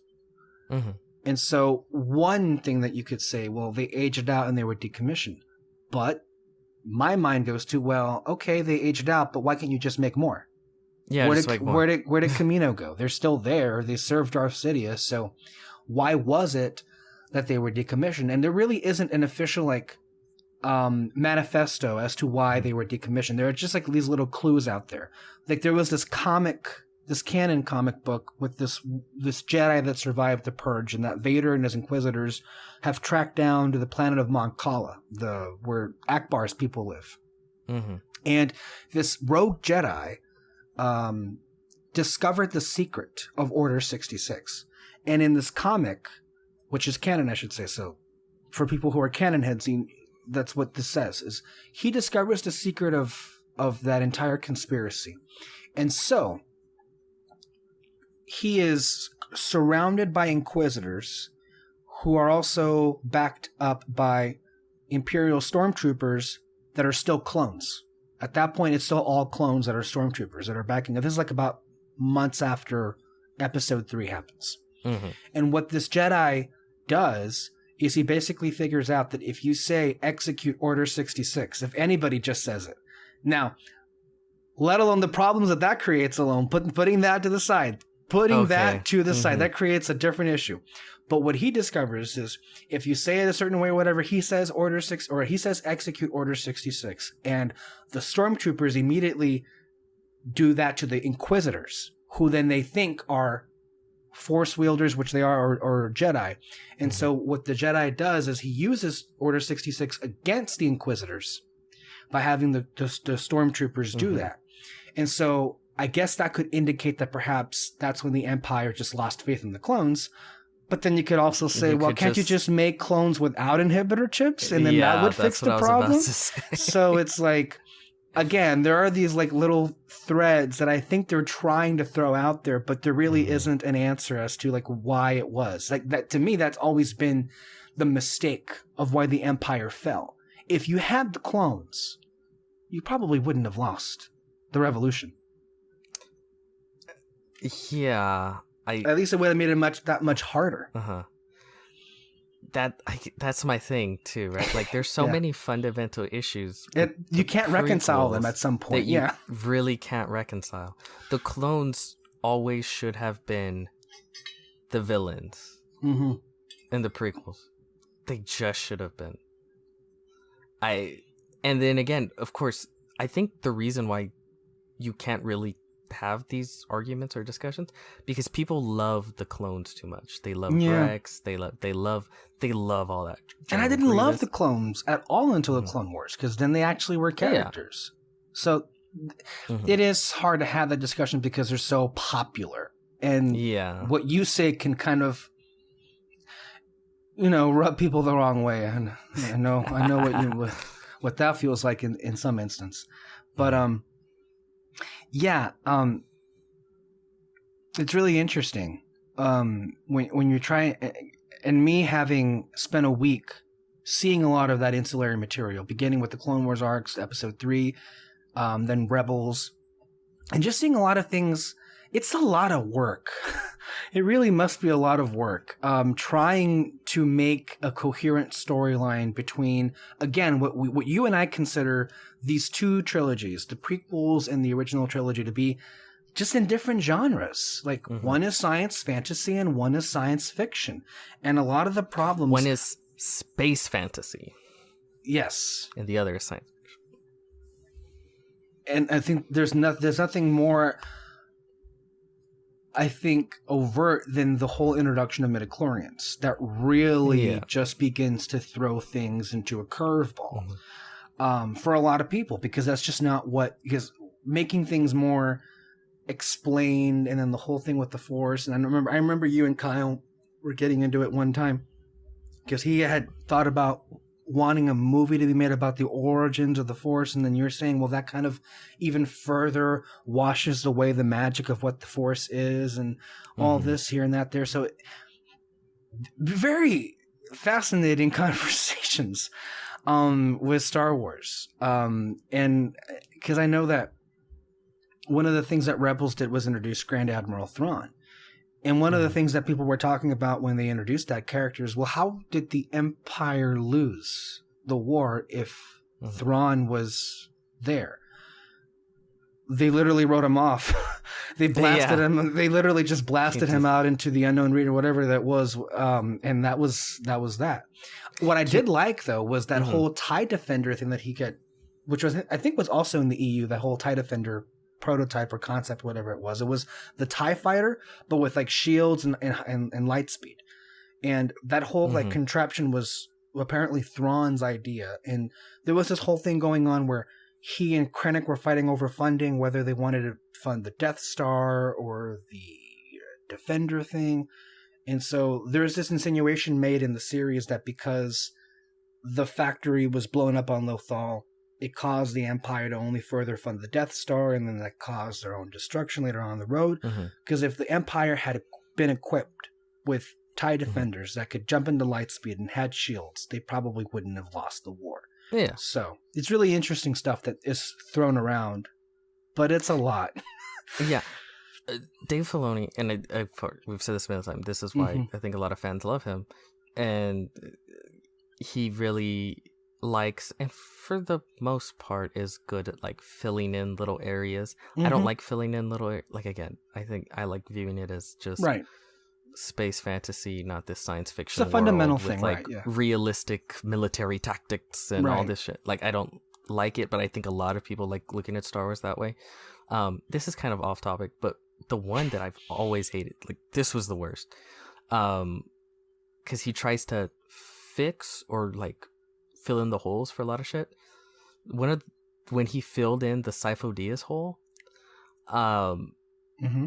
my issue with that is the Jedi Order basically finds out, oh, like the clones were made by the bad guys, and they're just kind of like, okay. Like, I think that's unforgivable. That's so stupid. You see, I agree. It is. But then at the same time, I think, well, that only reinforces just how dumb and... but then again, what you're saying is it's just not believable. It's not believable that they would be that stupid. But I get what you're saying. That's funny. I didn't think you'd mention that, but that actually is hilarious. It's like they find out... Because I remember at the end of the episode, and the council's there, and they're just kind of like, oh, fuck. What do we do? And they're just kind of like, nothing, I guess. Like, it's like, wait, what? Well, okay, let's go down this rabbit hole. Then. Let's not approach it from you, let's say, rewriting certain things. Let's stick with this. And let's say, what would you have the council do? How would they approach? How would you have let's say fantasy. You're a member of the Jedi Council. How do you go about exposing this, and what are your options? Exposing it? I don't think you expose it to who. Well, because the rationale they use is that if the public was aware of this, the support for the war would collapse. But then that would kind of fix everything, because the war is kind of what is destroying everything. But they would lose the war, I guess. Right. But I guess my thing is, in what world does public support matter? In a war. In this war in particular, because the public isn't fighting. The public doesn't give a shit. It doesn't affect the public at all. Unless your planet is occupied or attacked. But that's Yeah, but I mean, that's only so many planets. right. The clones are the ones fighting. Mm-hmm. Uh, so it's like public support. We'll lose, and it's like, okay, and then what? Like, You would think they're that not perhaps the ones fighting. if there were Jedi who were far more concerned with keeping the peace than being warmongers, they would use this as an opportunity to stop the fighting. I think they would again, if they would do what they should have done, which is draft actual citizens, Mm-hmm. like, and have them fight Right. instead of the clones. But if you're already in that situation, how do you go from there? That's the thing. Like in the middle. Yes, and how they when they realized that it was kind of like toward the end of the war. Well, that's what but do you towards do? the end of the war, they're already winning. Right. So, like, what do you do then when you realize this revelation? You open up droid factories. Create your own droid army. Okay. And slowly phase out the clones. Or, and again, you could do this slowly, is recruit soldiers from occupied planets to fight instead of clones. Wookiees, Mandalorians, you name them. A lot of people who would be amazing fighters. That's an interesting concept. And I'm only going to say this because I know a lot of canon people will throw this out at you, and I know that your whole issue with the inhibitor chip, notwithstanding, but noted in the situation that you wouldn't have it in there. By those parameters, I mean, one thing that I didn't get from episode 3 when I first saw it, well, at all, but then in the years following, is what I was under the impression that the clones, the only person that could execute that was the Supreme Chancellor, and that then the clones would be triggered. Now, that other side comic brings up a lot of problems with that, but putting that to the side. What was surprising to me in the Clone Wars finale was that embedded in it shouldn't have been, but I guess it was, embedded in the inhibitor chip was the direct knowledge of who Darth Sidious was, and that against all odds, they would be loyal directly to him than the Republic. And when I saw the film and that arc you were talking about, well, I just assumed that the clones would be loyal to the head of the Republic, not to Darth Sidious personally. Yeah. I think it would make more sense. Again, I think it would make more sense to say, not so much the inhibitor chip, but again, we grew them and trained them to have a fierce loyalty, and they already have this, a fierce loyalty to the Republic. Who is the head of the Republic? Palpatine. At that time. Palpatine. Like, to me, I don't know. I just feel like it can work without the chip. Right. Yeah. Because again, the chip just, there's so many, it creates, that's the issue, right? When you try to answer questions, maybe you're left with more problems. Shouldn't be answered, 2 more pop up because of it, Yeah. And the original trilogy, I think, did a good job of just don't address it,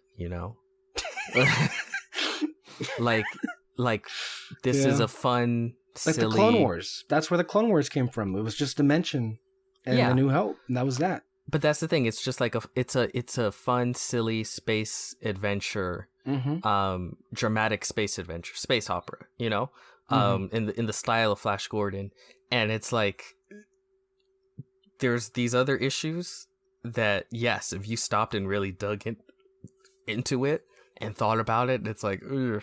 Like the blow. Of course, everyone knows the blowing up of the Death Star. There was probably I don't know, innocent prisoners on there. Which and time? It's like the custodial staff. Did the custodial staff deserve to be blown up? But it's like the film doesn't even go near touching that. No. So it's kind of okay. But it's sort of like if in Rebels they went onto the Death Star before it blew up.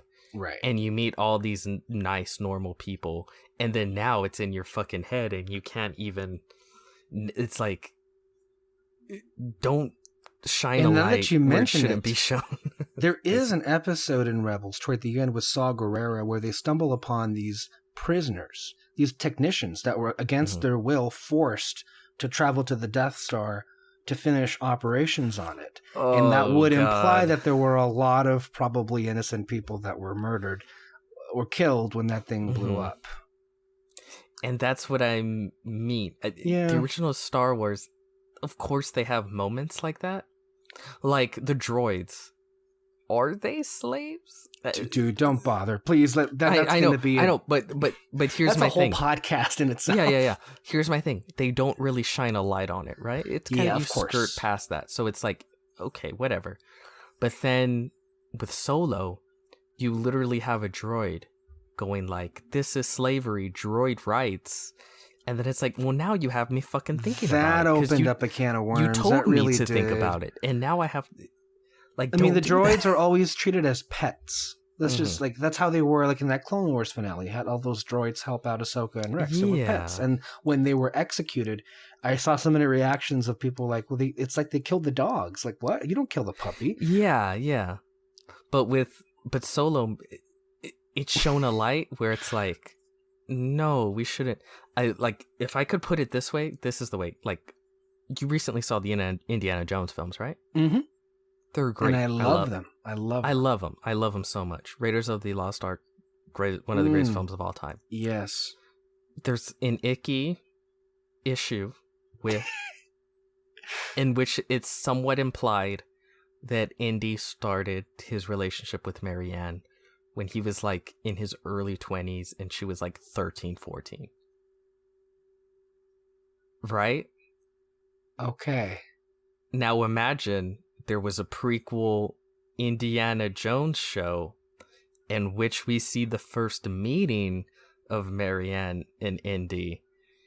And it's just like, oh, well, you see that's the problems that happen with prequels and generals and then sequels. I mean, going back to Star Wars, I mean, this whole Luke, Leia, Han love triangle that was evidently apparent before it was ever established that Leia would be blood relative to Luke. Again, this is in the old days when this was happening. So again, we've talked about this, but it really is an endless stream of contradictions. Some can be reconciled, but a lot can't be. And that really just depends on how you want to view it. If this does work for you, if you do make it fit, then good. But I also think it comes down to the filmmaking, right? Of course. And where you put your emphasis, right? Exactly. So it's like the Death Star, it's the big bad guy's weapon, they blow it up. Yay, they don't put emphasis on the innocent custodial staff or even the stormtroopers, right? Like they don't put emphasis on them being individual personalities. Well, look at the Clone Wars. The droids had personalities, and they were executed in cold blood. They had like fun, cute, but that was like a sort of like dark humor type shit. Yeah, because that was the fun of it. Like they're like and then well, they look get at blown the up. stormtroopers that apparently get eaten by Ewoks in Episode 6. That's not on camera, but apparently it's implied that they were cooked and eaten. Yeah, and it's sort of this thing of like, you sort of hint at some of it is slightly implied, but you don't linger on it. But when you sort of focus in on the issues, which I feel like a lot of, because so much of Star Wars now is we need to fill in every single tiny gap imaginable, then I start thinking about this bullshit, and it's like, you're kind of making it worse by even bringing it up. Like, just don't bring it up. You know what I mean? I agree. And we've got a little bit more to discuss on Star Wars with Mandalorian. But before we get to in that, Harry Potter, where do they shit? And then what's her name came out like, oh, they make their shit disappear. No, it's Freaking funny JK because it's funny yet sad when you bring that up. But I remember this Rebels episode. It was a droid heavy episode. I think it was AP5 and Chopper. It was during the 3rd season. And they have Wedge Antilles go to the bathroom, and they call it a refreshner or something like that. And that was the first ever canonical appearance of somebody using a restroom. And I remember that being a big deal to a lot of people who follow Star Wars. It's like, wow, they do go to the bathroom. Like, okay. It's like, I don't need to know or care. I mean, unless it's for a scene, right? Like an important scene. Right. Like maybe there's a skerfuffle in the lavatories, so to speak, with bad or whatever. But yeah. But before we go on to Mandalorian, I do want to like address something else, because I did mention that I had some shifts in opinion in terms of the Star Wars films themselves. Yeah, go ahead. So I guess the dramatic shift is that Revenge of the Sith might have been, it might have gone up in my ranking, not solely, not at all because of the quality of the movie. Yes, the enhancement the entertainment was enhanced because of ancillary material, and I do accept it better, but it mainly came at the detriment of other movies as to why it shifted. And this is what I found. So, forgive me. You and I are never going to agree on this. I absolutely adore Star Wars Rebels. I really do. I know. It really gets me. And I love that finale and I love that show. And then I transitioned to Rogue One.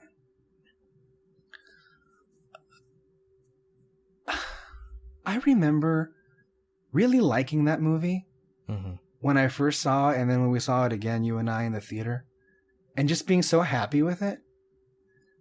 But damn it, if it doesn't get harder and harder and harder to sit through it every single time I revisit it. Yeah. Do you see what I'm saying? Yeah, and it sucks. Because there's a lot of stuff I like in there. Yeah. And the third act is killer. A lot of fun action. But it's just kind of a lot of nothing. The action even faded away a little bit this time. Even the third act battle, which is, I still stand by, it's amazing, but even that was, my interest was waning even then. Well, there's not much emotional build up. It's just cool explosions going on. And it's good for what it is. But it's like, I just think too, that amazing sequence that opens episode 8. And why I love it so much, because you do have that amazing execution of the action, but there are character beats that are added in that makes it so much more engaging. And what we get with Poe in the beginning of his arc there is what's missing, going full circle with Maul and Qui-Gon and Obi-Wan from Filoni's interpretation. That's what's missing in the execution of that lightsaber battle. So with Rogue One, I like a lot of stuff in it, but it's kind of a drag. So, do you now agree with me? Because you had contention when I said this, that of the non-main episode shit that's come out, that I thought The Mandalorian was probably the best, and you said, no, Rogue One. Would you change that, or is it still? That's not the question I thought you were going to ask me, because there's something else that I'm going to say that might surprise you. Oh, okay. But that is an interesting question. I don't mean to come off as a Mandalorian hater. I don't. I one of the things that you texted, I think last week, that caused me to just not even bother having this discussion with you at all, was when you said that I don't understand why people are creaming their pants over the last episodes of the Clone Wars, but then you don't like The Mandalorian. I read that. I was processing it. And then what's funny is exactly the opposite. Like, I could literally rewrite that from my perspective, and I could say, I don't understand how you think those two things are of the same caliber and quality. Oh, okay. That would be my response to that comment. And from there on, I was like, well, there really isn't a point in discussing it, is there? But to The Mandalorian itself, I've said it's a good show, and there's a lot of good things about it. There's some aspects to it that I feel are maybe just personal to me, that I just can't get into it as much as other things, or or that doesn't necessarily feel like Star Wars. And I don't mean to suggest as if the budget's an issue, because I really don't for what it is. And I also, we'll get back to this when we get back to the Mandalorian, because we have to talk about the whole rumors of Boba Fett being confirmed and then other things. So I'll get back to answering. Mm-hmm. Yeah, I'll get back to answering that question. Because it is interesting. I guess what I can tell you is I'm not sure between Rogue One or Solo or Mandalorian. I can't really sort out what rank they would be in, but they would be toward the bottom. Not the bottom. There's one clear bottom one. Going back to the films. So then on, I watched 4, 5, and 6. I don't know what it is about those movies, but the older I get, the more I love them. And I unapologetically love them. Like, I recognize that they're far from perfect films. But it's like the imperfections of it almost make for this beautiful, like, piece of art that I just can't help but gush and love about endlessly, regardless of its faults. And that's why I always say, like, this whole thing of, like, objectively good film just doesn't make sense, because a lot of people will bring up, unless you're right, though, because you're always right. Yeah, but I'm always right. That's different. Because people will bring up, like, oh, plot holes, or, well, this was an editing mistake, or this is that. And I'm like, yeah, but the reason why you can't say that's objectively good or bad is because a lot of those things, a lot of the times I see those in movies, and they make me love the movie more. Yeah. Like, I love the original Star Wars films so much more because they have that stormtrooper accidentally bonk his head into it, and those kinds of movie mistakes, kind of, you know what I mean? Yeah. That makes me enjoy the film much, much more. It just gives it such a sense of character. Right. So I know a lot of people try to say, like, oh, the and I'm doing it, The Last Jedi. The knife disappearing. You gotta have a dinger anytime that movie is mentioned. Oh, fuck yeah. Ding. Everyone always bitches about, like, the knife disappearing in the fight, you know? And that's why that's objectively bad, that the knife disappears during that throne room fight. Do you know what I'm talking about? Oh, okay, yeah. Because when one of them gets Rey, and then as they turn, the knife disappears. And everyone points to that and says, like, see, objectively bad.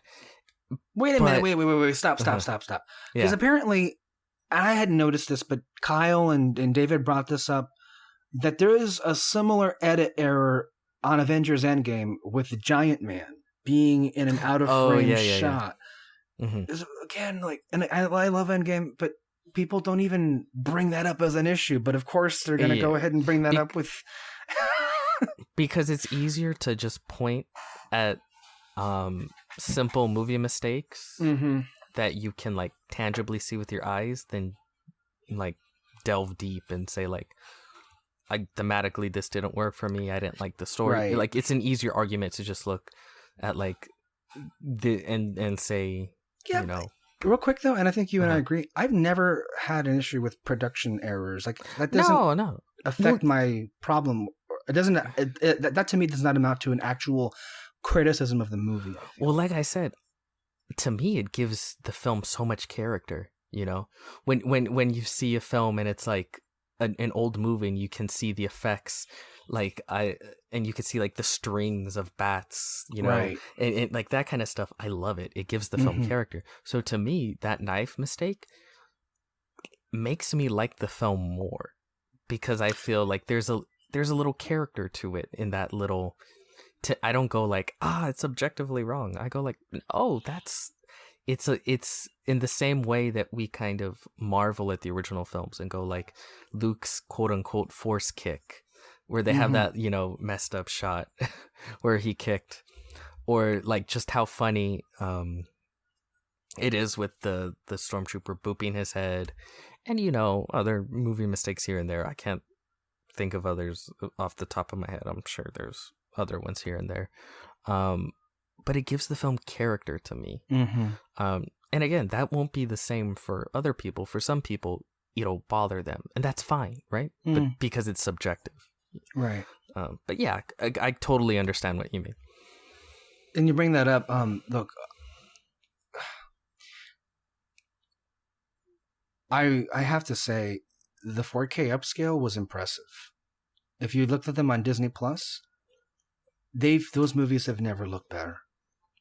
They look so crisp and so new. But are they the original despecialized? You know I don't give a shit about that. You know I've never given a shit about that. And you know I'll cop to it. Like, part of the reason why I don't care is because to me the special editions were the originals. Those are the versions that I was introduced to. Oh yeah. So it's like I'm not hung up on that issue, unlike other people. And if they are, that's fine. But it's just not a big deal for me. Plus, I also like some of the fixes they did. Right. The only things that I really have a problem with are fucking Mos Eisley in A New Hope. That Jabba the Hutt scene. That stuff really shouldn't It's be really there. Weird. Yeah. And it hurts the flow of the film. Yes, it does. That I do think genuinely hurts the film. For me, it's that Jedi rocks, and I know you love Jedi rocks, but I hate it. I adore it. I know people hate it though. And Darth Vader yelling "No" in Return of the Jedi. Yeah, he's like no. Like, I hate that. But those are the three, and then everything else, I don't care. Yeah.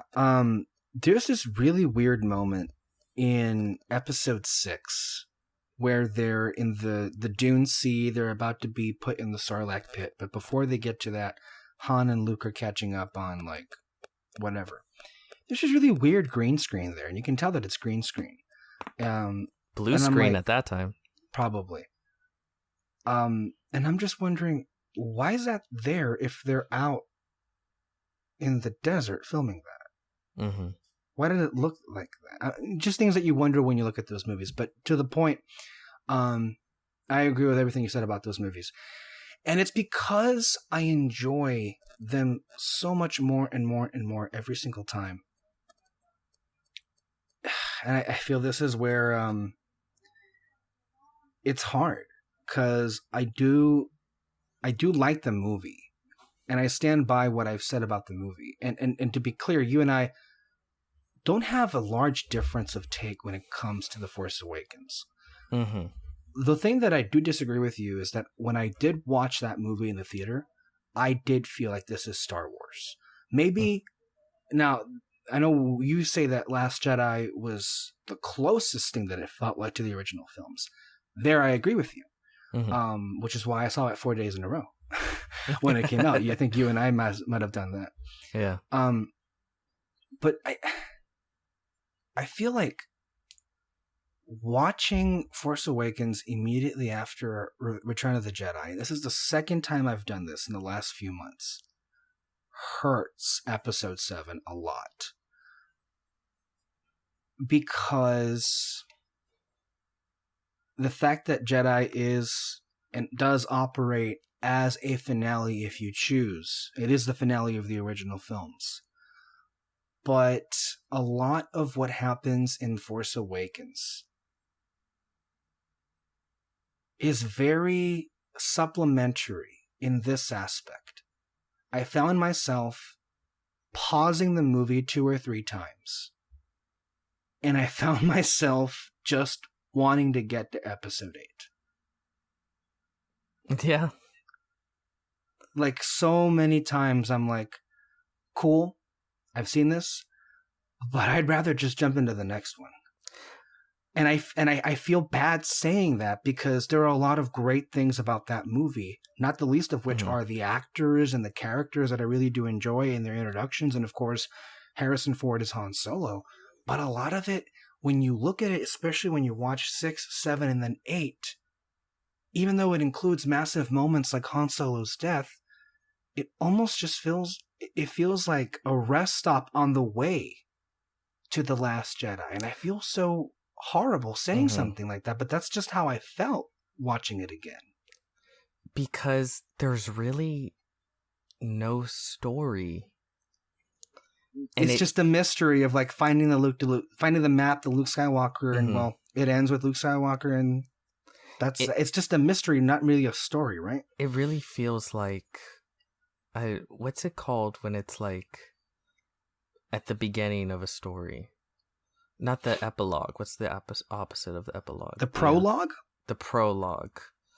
It kind of feels like that. Like, it's just, it kind of feels like setup for what the story's gonna be. Yes. Like, it feels like a comic book that would come out before the big film came out. And it's just telling you, like, how the characters get there.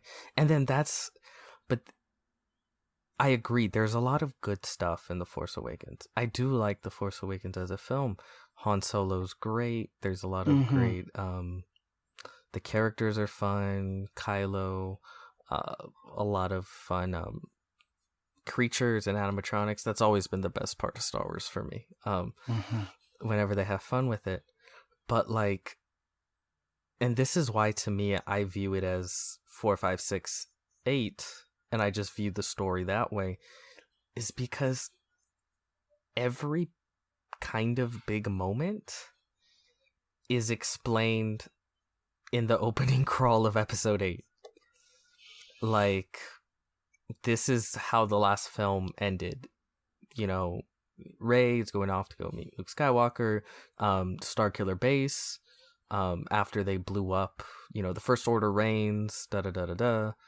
And it's like all the important plot points from 8, and then the first time you see each character, you kind of they get a reintroduction. Yeah, like you get a reintroduction for what they are, and you get, of course, the introduction for what they're going to be in the movie. But to your point, the opening crawl of The Force Awakens and Last Jedi, you know, the whole mystery aspect of finding Luke Skywalker notwithstanding, or maybe even there, they're kind of the same thing. It's just what those crawls say is that the war is still going on. Just that the Empire and the Rebellion have taken on new names, but it wasn't a happily ever after all. And I think that's what hurts it. Because going from episode 6 to episode 7. 6 to 7, yes. Episode 7 is so joyous and like it really is a celebration of Star Wars. But when you watch it in order, going from 6 to 7? 6 or to 7. Going from 6 to 7, where with 6, it's this joyous thing where they beat the Empire. Right. And it's like happy, da-da-da-da-da. And then jumping into 7, where it's a joyous celebration of Star Wars, but it seems as if nothing has changed. And the war, and it's difficult, right? Like, it's problematic in almost a way, because it's like whereas I feels like episode 8 addresses that. Yes, and then some, really. Because episode 8, and I mean, we've talked about this, and I'm going to watch it tonight, hopefully. But like that, I think brings everything full circle. Like a big part of, I love that they made a big part of Luke's storyline is his disillusionment with the Jedi Order. Yes, it was fueled by his fear of like failing again, and that's his main issue. But the critiques of which he's come to, you know, believe in of the Jedi Order are well founded, and I love that it didn't excuse overall. Because if you do look at the original, like let's say the original 6 movies, it never really addresses that the Jedi were wrong. No, it just said they died and it was the Empire's fault, and that was that. But with this, it brings that storyline back around to definitively, they were fucked up and they kind of deserve what they got. Because when you think about it, they let a Sith Lord guide them, and then the whole order fell apart, and maybe they should have. And a big part of why Luke's thing in episode 6 works so well is that he wins.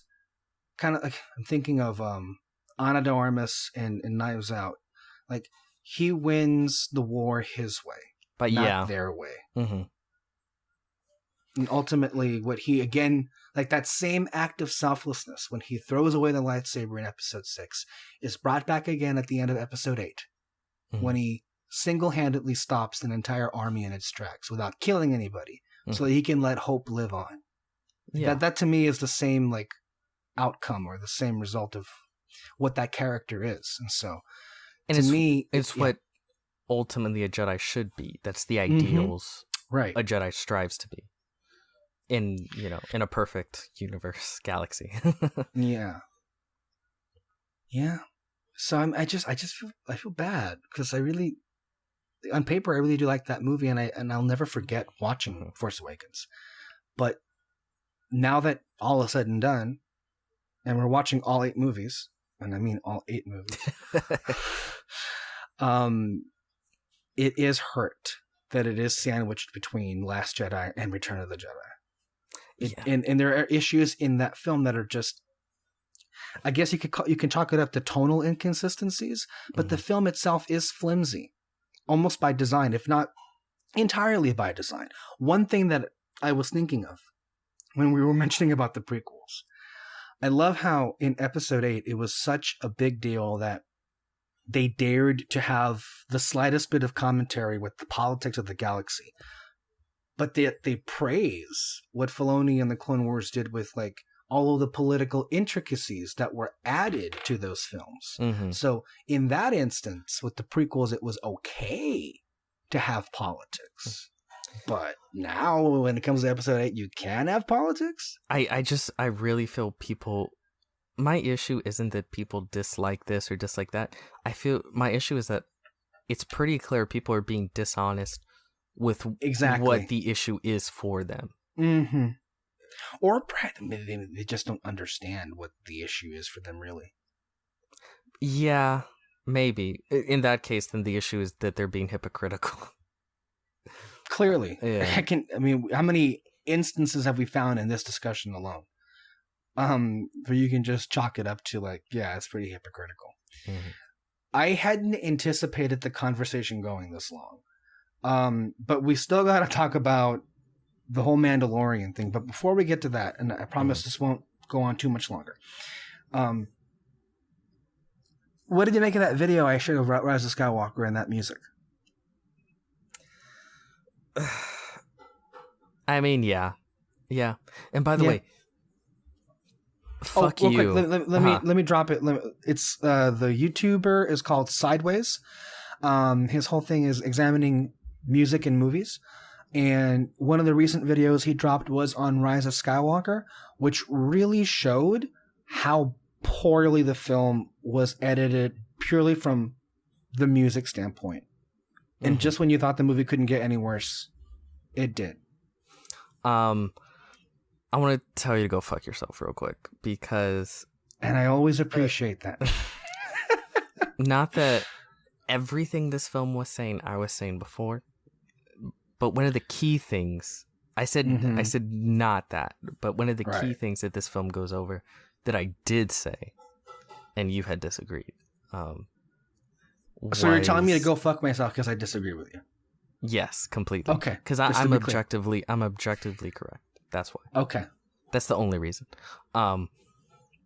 Is the issue of Luke lifting the X-Wing. I didn't disagree with you. I didn't disagree with that. No. You son of a bitch. You loved it. No. I feel so misunderstood from that. And I had this exact conversation with Kyle a few days ago about like, they're really going to think that we liked this for what it was. And that's not how I see it anyway.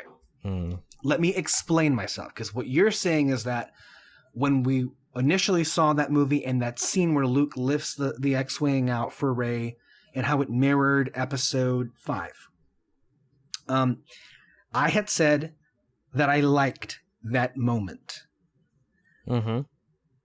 How it's executed in the movie with the music and the sentiment behind it, I like that moment. It's one of the few joys that I got from it, because I do like some aspect of poetry it rhymes And guilty. I do despise like some of this because it's the worst type of poetry. But no, but I agree with you 100%.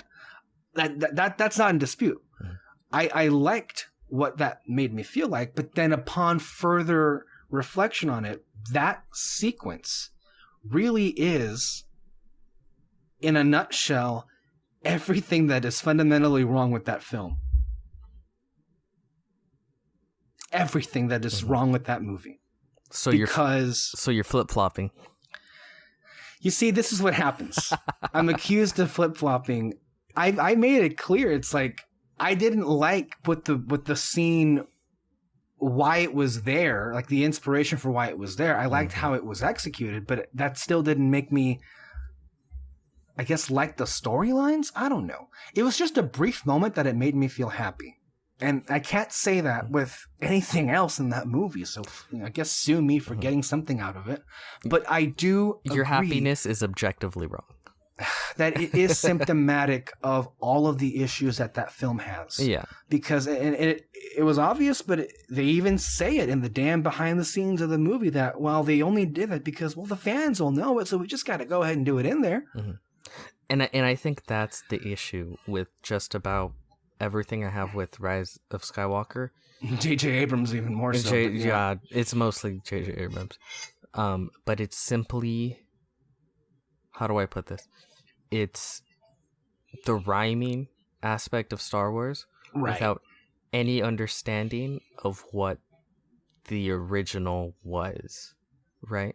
Like, there was no understanding of why what the moment meant between Luke believing all the characters all the character stuff was just taken out of it. And I told you from watching just a few minutes of that Star Wars Legacy documentary that's on Disney Plus, no mention whatsoever of character or why the character decisions were made in the first place. There's just no rationale behind it.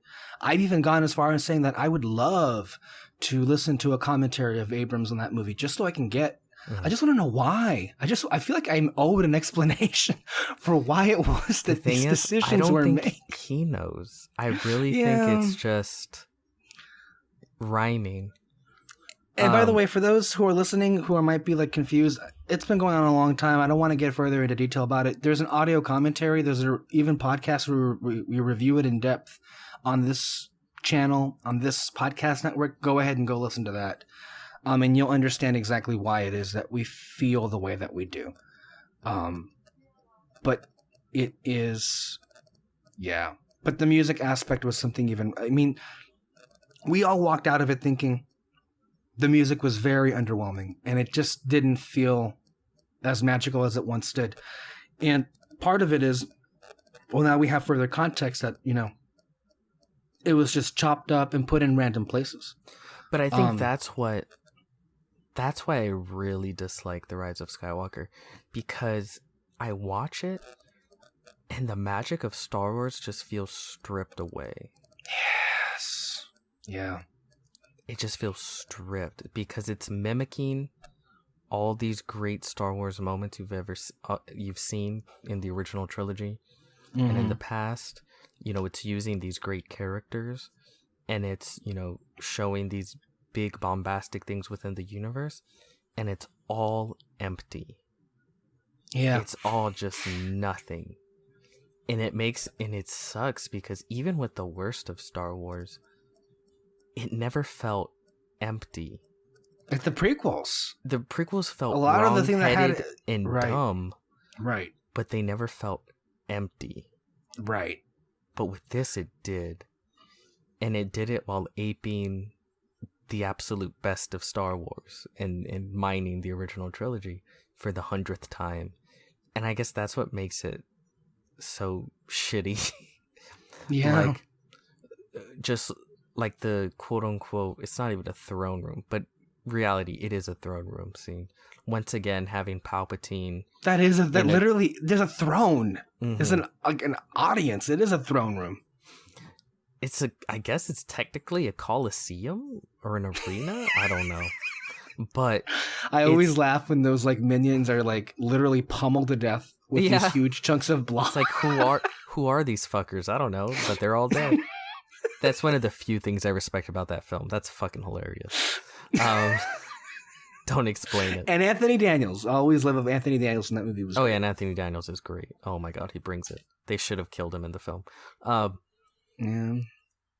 But it's very much, it's like he's telling Rey, you know, turn. It's the same thing. Save your friends. He opened the window, but this time he's opening the window even bigger to show her that her friends are in trouble. And it's, again, mirroring the throne room scene from the original, but it's just empty. And there's nothing to it. And I'm not left like, oh no, what is Rey gonna do? I know what she's gonna do. Like, there's really just literally nothing to it whatsoever. Whereas yes, I'm bringing it up again, The Last Jedi, where they do mirror a lot of past scenes within Star Wars, it just feels so deliberate. Yeah. And there's great story and thematic and character reasoning and purpose for whenever they mirror anything from the original trilogy, including that throne room scene. Because it's about, the whole film is literally about learning from the sins of the past. So it makes sense. It's like you're presented with somewhat similar situations, but they begin similarly but end very differently. You know what I mean? So it's interesting in that aspect. Whereas with the Rise of Skywalker, the film literally goes like, she finds out she's a Palpatine. There's no inner conflict. She's just like, I want to kill Palpatine. So then she goes to kill Palpatine, but he says, yes, kill me. So then I'll become stronger. But she doesn't kill him in that moment. She gives her lightsaber to Kylo Ren. At which point, they both attack him trying to kill him. But I thought killing him would turn you to the dark side. Why is it okay to kill him now? And then the logic in that movie doesn't work on any level. Let's be real. Yeah, that's what I mean. Like, there's just nothing. It's a mirroring the language, mirroring the decisions, mirroring the situations of the original trilogy. Looks like what you without say, they understanding why it mattered. Yeah, they couldn't come up with a story, so there's an overabundance of plot, and because there's an overabundance of plot, there is an overabundance of problems and plot holes and gaps in logic. And when all your movie is that, then those become detrimental to the quality of the movie. Let alone the massive, I mean, I guess you can call it character assassination, right? With what happens in this movie. Well, real quick, by the way, there's similar shit in The Force Awakens, right? Like, the Starkiller base, it exists simply because the Death Star existed in the original. Yeah, but even then, I didn't groan like I groaned when we saw a literal planet being blown up again. In Episode 9. Yeah. That was just... No. I remember, wasn't that one of those moments that you were supposed to walk out if you saw that and you didn't? Well, you were here, I think. There was several things where I said, if this happens, I'm walking out. And Jabba's son. Yeah, the only thing that didn't happen was Jabba's son. Yeah. That was it. That was it. Everything else that I said I would walk out on fucking happened. But the shit, I forgot. But like, no, even though it definitely had issues like that in Force Awakens, it's that times 50 million in The Rise of Skywalker. Yes. And it's like a bigger, more advanced Death Star. Okay. But 1,000 Death Stars made out of fleet of original trilogy fucking Star Destroyers, that's like, oh my god. Like, it just felt like JJ was like thinking, how far can I push this? It felt like you were being trolled. That's how the movie felt like. It's like, really? Like, is this a joke? I wanted to mention real quick how upset it made me watching that video essay and the fact that they hijacked Luke and Leia's beautiful theme music and applied it to Lando and I guess his daughter, which we never tell you is his daughter. But I think that's why they did it, to insinuate that they're related. Yeah. But then I think Star Wars recently came out, or Lucasfilm, and said, oh no, they're not related. Okay. Are you kidding me? Okay. And then, Lucasfilm also came out and said Palpatine doesn't fuck. That his son... His son was a clone of himself. Oh. And that the clone had a son, and that was Rey. I mean, a daughter was Rey. Which was Rey. At which point you go like, what? Did this son not get trained at all? Where did the son fall in love? And let alone... I don't know. That's so much. But the other can of worms that it opens up, like, I know we were talking about philosophically about, like, what, this big thing.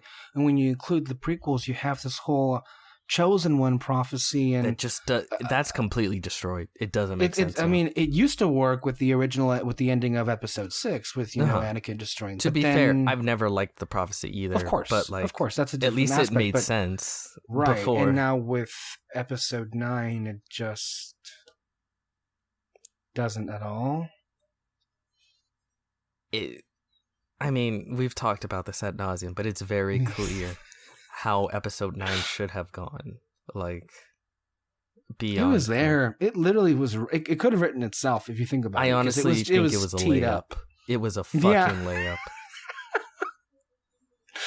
And we talked about this. The fact that it didn't occur to J.J. Abrams to write a scene between, for Oscar Isaac's Poe Dameron having any kind of reaction to the death of Leia, says so much for an individual who claims to really love or have loved The Last Jedi.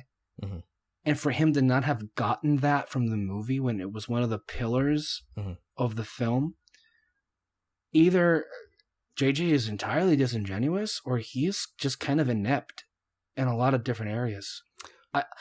I don't mean for that to come off as if like, oh, well, the way that he sees the movie is wrong. Yeah. I'm just like, clearly what I got from that movie was not what he got from that movie, considering what he made. But I just feel like it's such a layup, right? Like, yes.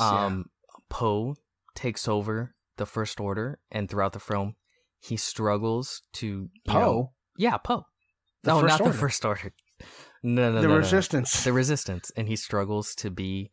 live up to being the leader of Leia. Finn helps mount a stormtrooper insurrection within the First Order. Rey wins the day through self-love. Kylo Ren is the ultimate bad guy, but instead of being murdered, is able, to be turned to the light side, lives and devotes the rest of his life to try and right the wrongs that he put forward. In Hux, and that could be the final. Right, go ahead. Through his scheming, tries to overthrow Kylo as the leader of the First Order. Right. These should have been like easy. That character by character should have been the storyline for each of them. Yeah. I felt it was clear as day, but I guess not to some people. I don't know. We could have had the ultimate defeat of Kylo Ren be the last nail in the coffin for the dark side. Yeah. Or at least with the Skywalkers are that could have been made to have seemed, for those who do like the storyline, as the true fulfillment of this Chosen One prophecy, where, dark is perhaps vanquished finally now and for all, because it is going to come down to the bad guy changing his ways and helping to destroy the evil that he helped create, which is a big theme in this franchise. And I would have liked to have seen that. But how we got it was, you just struggle with the words to say the literal worst thing you could have done. But It is. Yeah. No, because like before I've read any of the leaks, like I remember we had these conversations and I'm going like, God, I just wish the film doesn't do this, and this. Just for the And the love film of... did all of it. They did all, except for Jabba's son. But other than that, they did literally every single other thing. Dude, that would have been... Even that might have been too much. Like, you're literally just copying everything. If we were to have the first act of it have just involving Jabba's son, that would have made me angry. Like, watching it. Like, I wasn't angry watching it the first time because I knew what it was going to be. But if that had been in there, that would have made me angry. I would have laughed. I would have laughed in the theater. There were several things that I laughed at. Kylo Ren in his goofy helmet telling Rey, "You're a Palpatine," is the funniest thing in the world to me. It's up there, yeah. Yeah, I still laugh every time I see it. Yeah. Let's not make this another Rise of Skywalker review. Yeah.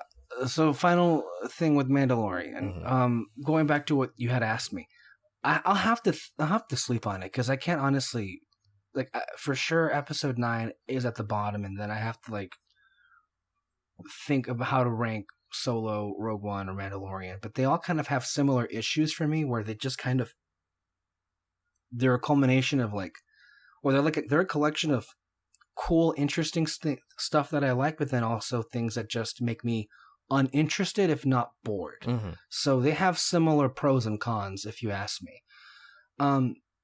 So the rumors, but we know that Boba Fett is going to come back for The Mandalorian, and we should throw a parade for Red Spotlight for Peter and I correctly calling that. For Peter correctly called. We have the tapes. If you've listened, we have the tapes. If you've listened to this, our podcast before, What Up, David, then you know that you're going to use David as testimony way before Alexis ever did. But then when he heard me say it, he was like, "Oh yeah, he's always right. He's objectively correct." So I'm just going to jump on the bandwagon. This is one of the situations where I feel like I'm being misrepresented and misinterpreted. I remember when that first initial description of that Mandalorian show went out from Jon Favreau about this lone gunman, and my thoughts, whereas what I said is that this is literally whatever was left over of that Boba Fett movie and it being turned into a TV show, where you have this lone gunman, and it is the same type of character. So, and at one point, I feel like you and I had discussed that, well, we just know that at some point they are going to bring back Boba Fett, because that was always the plan. When Josh Trank was making that movie years and years ago, I had always just thought that that was going to be post Episode 6, post Sarlacc Pit. So this news wasn't that much of a surprise, and I feel like I wasn't on the particular program, apparently, that you and Kyle recorded about Mandalorian, where you made a prediction about Ming-Na Wen, that scene at the end of that episode, and the boots coming to it. I hadn't seen that moment until literally 3 weeks ago. So you're admitting that I had said it first. Prior. I am saying that it is unfair for I to be criticized as this bandwagoner when I had been saying that the entire premise of the show was basically this Boba Fett film. And I didn't see that moment until long after you had. And I wasn't involved in that conversation to have either agreed or disagreed with you about the return of Boba Fett. We both agreed that The Mandalorian was basically a Boba Fett show. But yes. There's a difference between saying The Mandalorian is basically a Boba Fett show and saying Boba Fett for sure is going to come back within the show. Okay, here's the difference. Okay. You made a prediction that he was going to come back on the show.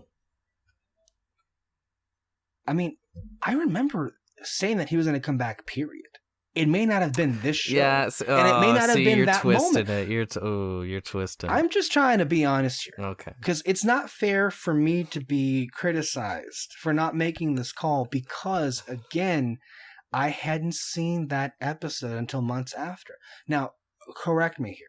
When you were watching this show in real time when it was airing back in the fall, when this episode aired, the Tatooine episode, and it ended with that cameo thing, did you and Kyle have a discussion at that point and make that call? I don't remember if I had a discussion with Kyle, like right after. Or did you just immediately go on the chat and say, bet you that's Boba Fett? I think I maybe did. Okay. You know what? Now that I think about it, yeah, I did. Okay. So it wasn't a podcast. There isn't a tape. There probably is, like, not directly after, but sometime after. Okay. I know I've said it several times during the podcast saying, I bet you all that they're bringing, like, for sure they're bringing Boba back. Right.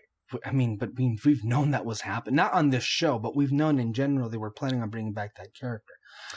They were planning on doing a movie on the character. You don't know if they're going to bring him back, though. I agree with you. Here's what's funny. Bringing it again full circle, I mentioned earlier about Grace Randolph reviewing the last 4 episodes of the Clone Wars. Oh yeah, she's never really seen it. It's funny. She's so entertaining. You need to see her. It's hilarious. It made me laugh so many times because she remembers watching the movie when it came out in theaters all those years ago when she was reviewing it, and she liked it, but she never watched the show. Oh, okay. But then she watched these 4 episodes because her fan base literally like forced her to watch them. And she really liked them. And she had a lot of great things to say about it. And the characters in particular.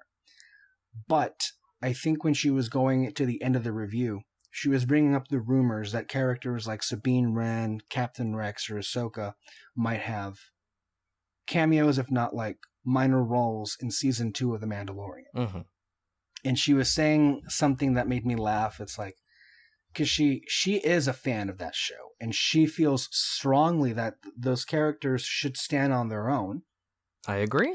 And I mean, I agree to an extent. I feel that the characters should stand on their own, and the show shouldn't have to rely on other characters to make it interesting.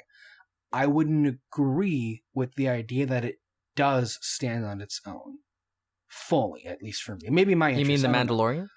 Yes, The Mandalorian. I would agree. I still feel the characters are very light as far as characterization. And I think we discussed this with Alexis. The answer isn't to bring in legacy characters to make it better. The answer, I feel, is to write the characters flesh better. out the characters. Don't go straight. The next season go straight to the cameo season, where there's a new guest star of a known character every episode. And she said that she didn't want The Mandalorian to be devoured by Dave Filoni's animation empire. I don't know. Her words. I'm agreeing with her so far. No, I agree. It's like but it was hilarious how she put it that way, because I agree with that point. That's not what I want either. I would like for this to be its own thing. I would like for this to stand on its own, but so far, at least as a viewer, it doesn't hold up to it. And then also, as a fan of these characters, as a fan of Sabine and Rex and Ahsoka, you think I'd be excited to see them in live action.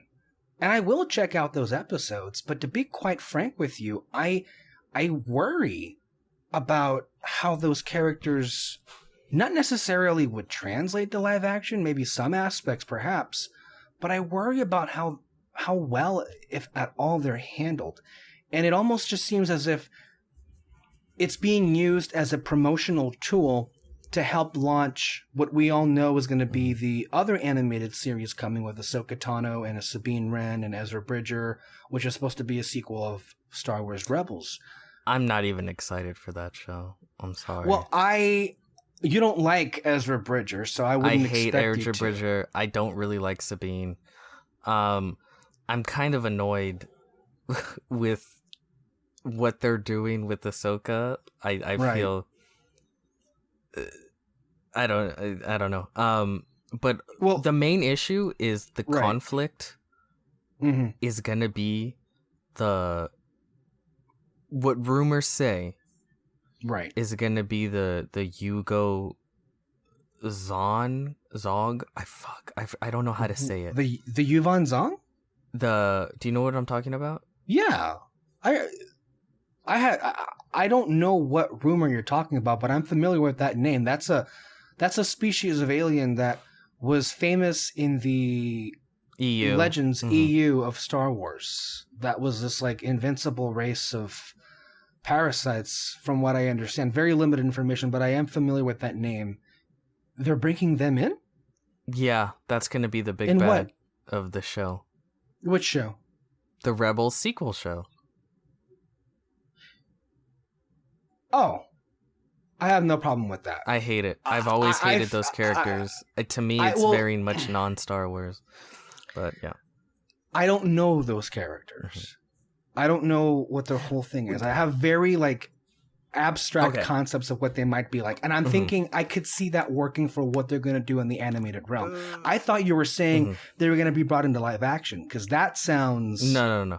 But I'll put it this worse. way. It's like I don't know. It's kind of like I always hated the EU where like fucking Palpatine gets cloned and he comes I'm back. there with you. And then when Rise of Skywalker was doing that shit, I was like, oh my god, this is fucking everything I hated about the exactly. EU. And they're bringing this shit back, and I hate it. And I just feel like they're doing the same thing with the Yugo. It's because everyone loves it because they love everything from the EU. But so much of the EU is just crap. I'm sorry. Like, even their most beloved shit. And it's... okay. And people like to think that it was canon. It never was. But now it is. And it's like... Well, they get to push their glasses up and go... Actually, if you're a real Star Wars fan, you would know that they're already doing that shit with fucking bringing back Boba Fett. They're like, actually, if you're a real Star Wars fan, you would know I don't that in mean the to EU, pry. Boba Fett actually survived. I don't mean to pry, but what I'm sensing that, and again, I have to be transparent that I do not remotely understand the storylines from the EU. I just know they were an enemy after Darth Sidious, and that was that. In the EU is concerned. Yeah. But I'm sensing that your issue with the Yuvong Zong is that they're bringing that very, very science fiction element into Star Wars that you hate. Is that what you don't like about them? To me, they never fit Star Wars. It's one of those things, and I just never liked the story. They're kind of, and you feel it'd be exactly the same, like space orcs, so to speak. And if you look at them, the designs, to me, even like at a design point, like don't look Star Wars. But there's and this rumor said Yuvong Zong. Yeah, because from what I read was that it was going to feature those characters that would be in Clone Wars style animation, which the rumor I'm talking about is really old. Because I never heard of this. I don't think this is part of this. No, not rumor. The recent rumor. The rumor I'm talking about is really old, but it seems to be correct in so much as, like, the parts of that leak or rumor. I'm going to say rumor because I could be completely wrong. Like 100% completely wrong. As far as that rumor goes, it was a while back, but it did say like the sequel series will take place with the return of the species, Ezra, Sabine, Ahsoka. Like it said, it would revolve around them. Right. And then I think to a certain extent, they would work with Thrawn, kind of. And then, like... Thrawn has to be back for that show, I imagine, because he didn't die. Who? Admiral Thrawn. Yeah. No, he's going to be a big player in the show. Right. And it's like, there's some issues, in the outskirts, the unknown regions or whatever. And then it's like, oh my god, it's I don't know how to pronounce it. I've never been able to. Yuvong Zong. Yeah. I haven't even thought of those in over a decade, and yet that name still sticks to me. Yeah. But I already know. I guess all the Star Wars fans are gonna cream their pants, like, oh my god, and then there's gonna be 100 videos like explaining the history of the Yuvong Zong. Wash, rinse, repeat. I mean, it's so fucking predictable. I mean, I'm far more open to it than you are, it seems. only because I am very much invested in these characters. And part of the rumor that I did like is that they are going to use the Clone Wars animation, which I feel is far superior to Rebels. Even though I do like Rebels animation for what the style of the show was, looking at those, especially those last 4 episodes of the Clone Wars, it was fucking amazing. The show never looked better than those 4 episodes. And so part of the rumors suggested that they invested a lot in redeveloping that animation style, that they're going to go ahead and use it again for that sequel series. And I love the animated shows, so like odds are I'm probably going to love it, and odds are you might have some big issues with it, but I mean, that's how things go. Yeah, but I really have issues with like, but it's the same issues I have with Rebels, which I have with Clone Wars, which I have with The Mandalorian. Yeah. Which is, I feel like I've talked about them extensively. So, here, well, I looked up on Wikipedia. God, they look weird. Let me see.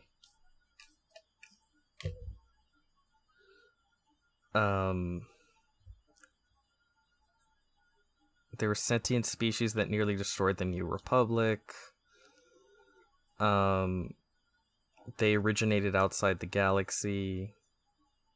So, the Yuzon Vong were unable to be sensed through the Force. This confounded the Jedi. And, like, that's kind of their whole thing. They couldn't be, like, the Force didn't affect them or something. Yeah. And yeah, but if you look at them, they look like a Yuzon Vong. I'm sorry, Yuzon Vong. Yeah. I'm looking at it now. They look like a combination of like orcs and like the fucking bad guys from Star Trek. I can't remember their names. I don't know if you're aware of this, but I recall years and years ago, at one point, one of those unfinished Clone Wars episodes that would have been somewhere in season 7 or season 8 was supposed to introduce this. Yeah. And they had, I think, models of those. I remember looking at it. But I can't speak to what the story would have been, but I do recall reading that somewhere. And I feel like I've never said this, but just visually, they just don't look like Star Wars to me. That's another big thing. I know that's kind of like what is and what isn't visually Star Wars. You know, like that's kind of a weird question. But like, even from a visual perspective, I don't like them. Okay, I'm seeing what you're saying. They don't look out. They look like a cross between Lord of the Rings. Like maybe Lord of the Rings is where it feels more appropriate. Yeah. But I can understand some other like weird science fiction type shit, but they just don't come off like Star Wars characters, even the least bit. I don't like them. And I feel like one of the things I had liked when they restarted the reset Legends throw that was out. like there is some good shit in Legends. So it's like, okay, pick and choose the good shit. But I feel like they're not picking and choosing the good shit. I think they're just picking and choosing anything they can from Legends. Because you get that high of, it's that thing I know. Which is really... I understand and I agree with the frustration of that. I really do. And at the same time, I also just... To me, it's kind of a case why Star Wars fans are just full of shit and dramatic, because literally the day that they announced that Legends was not canon, it began a campaign of like, fuck Disney, fuck Star Wars Disney. And I think the earliest resentment of Disney, Star Wars, whatever that is, began there. But I always said from literally that day that you are aware what's going to happen is through the years, a lot of these popular things that you like are more likely than not going to be interpreted or directly lifted into what this new canon is. We can thank Dave Filoni for that. And he did a lot of that with Clone Wars and Rebels, clearly. But it was always like weird to me why people flipped out over that when George Lucas said for years and years and years, like, if my name isn't on it, it's not canon. And then, like, what else did you expect them to do? Like, they had like a new trilogy to carve out. Like, that was only in the way. And it was clear that was why it was thrown out the window, because it was too much noise and it needed to be removed. Apart from a lot of it being just bad. Yeah. I don't know, just looking at the Yuuzhan Vong, it's like if the alien from Alien, Ridley Scott's Alien, were to just be dropped in the Star Wars universe. Like, it just feels so out of place. There was a cameo of it in one episode, I remember. It was was it the Crystal Skull? I think it was the Crystal Skull. Well, the Crystal Skull was in Solo. It was? Well, there was a Crystal Skull. Yeah. Oh. In, what's his name? Dryden Voss's... Voss? Oh. In his little chamber. Yeah. I don't like this. I don't. I would probably advise them to redesign those characters but they're not. Whatever. They're not going to, because the whole point is to make people happy by them recognizing the thing they know. This is interesting. When are they going to explore the Chiss? The Chiss? The other main species in the unknown regions, Thrawn's species. They have a whole like military and government out there that has never been bothered. Yeah, it's never been bothered by the Empire, or because I read the Thrawn novel, and literally Thrawn comes from a whole Thrawn was banished from his people because they basically Thanos'd him. Like, he was deemed too much of an extremist, too much of a dick. Right. So like, there's a whole society out there in the unknown and everyone's regions. just kind of like, okay. Just ignore them. The Emperor never bothered them, from what I understand. Maybe there was a deal reached between the Emperor and Thrawn, but it's just something funny. It's never. I didn't know it's never been addressed. No, that's funny. I just thought it was known. Because I thought he was like the last of his species or like something like that. But right, there's a whole other species, like civilization out there. That's pretty funny. We'll see in the show. That might come into play. Maybe, the Yuuzhan Vong... Because it's obvious they're there, right? They're in the unknown regions. That's what I would assume would happen. So maybe the Yuuzhan Vong attacks Thrawn's people. And then... Now that you mention it, I do recall Thrawn's people in the unknown regions being at war. Mm-hmm. And it played similarly to the Kree and the Skrulls from Marvel. Yeah. So that could be what we're looking at here. And then that war kind of spills over to the regular Star Wars galaxy. And then, of course, all that. But at that point, wouldn't Luke be the main character? Like, if it spilled over to the New Republic? If it becomes this big thing... Or maybe most of the show takes place in the unknown region. I think it's mostly contained to there, because it would be very odd if this conflict came into this galaxy and it never is mentioned. But that's how Dave Filoni rolls. Technically, they never said it didn't happen, so... You're right. You're absolutely right when you say that, so... And to miss a chance to not have Luke Skywalker come out badass with his green saber, slice 1 million people and everyone go, and have everyone go like, this is the real Luke Skywalker. This is the real shit right here. Well, fuck me.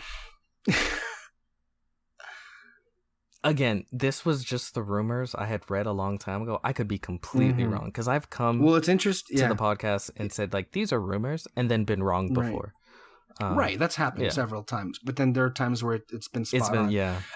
I find it interesting how we just piece together like your suspicions with like from what I know from the novels that I've read, and it's like it's kind of fitting. That could because it does fit, and it could pan out. Because I also think, what would the show be about? Yeah, like, you need big bads if you're gonna have this whole. Is it conflict. Really going to be just the search for Ezra? Like, I don't. No. The Mandalorian already plays like an anthology series, so like you can't have that too. You need big bads to fight against. You know, the Clone Wars. You had the Separatists, Rebels. You had the Empire. Here, they can just pick something up from the EU, which actually happened around the same time.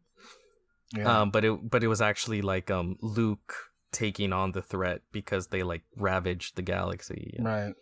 And if the Chiss are involved, that would be a big thing for Thrawn. Yeah, so. And then that would perfectly involve Thrawn because his people are taking on the Yugo whatever, and then they're taking on the Yu-Gi-Oh card.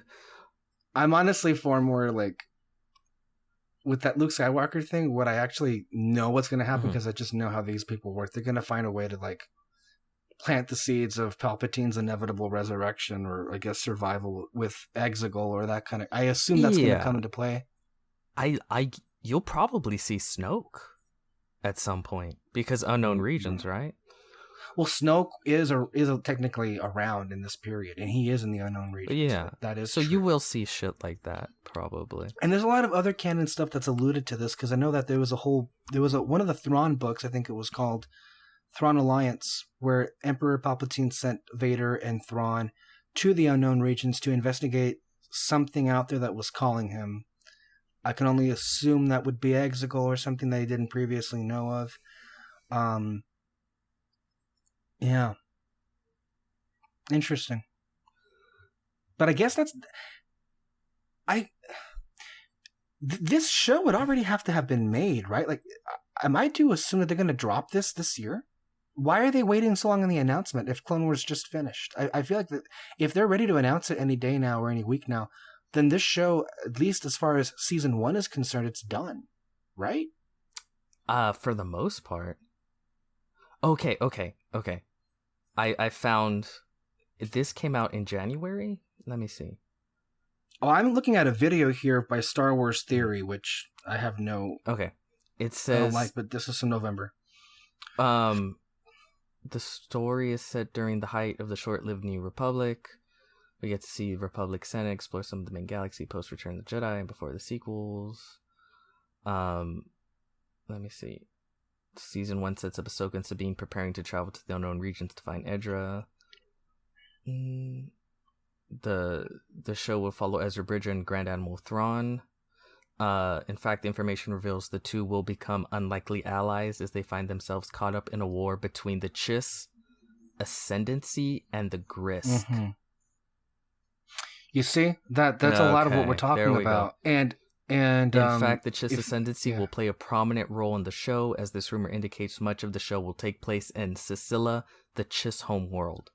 Right. The Chiss are the main society in the series, and Sicilla, their homeworld, acts as a hub and main staging point. Okay. So this rumor is basically what we're saying, but it doesn't involve the Yuuzhan Vong, whatever they're called? Okay. The show will also introduce a number of new characters. One of those new characters, according to the rumor, is the niece of Thrawn. She's apparently force sensitive and acts as a navigator for the Chiss in the dangerous hyperspace routes of the unknown regions. Another new character will be the last remaining member of the Rakata species. Describes this character as a powerful force-sensitive warrior who was once a cruel tyrant when the Rakata Empire was at its height. He acts as a mentor to Ezra. He's a very morally gray character. As for his look, he's described as an Aztec amphibian god king with a cool Irish accent.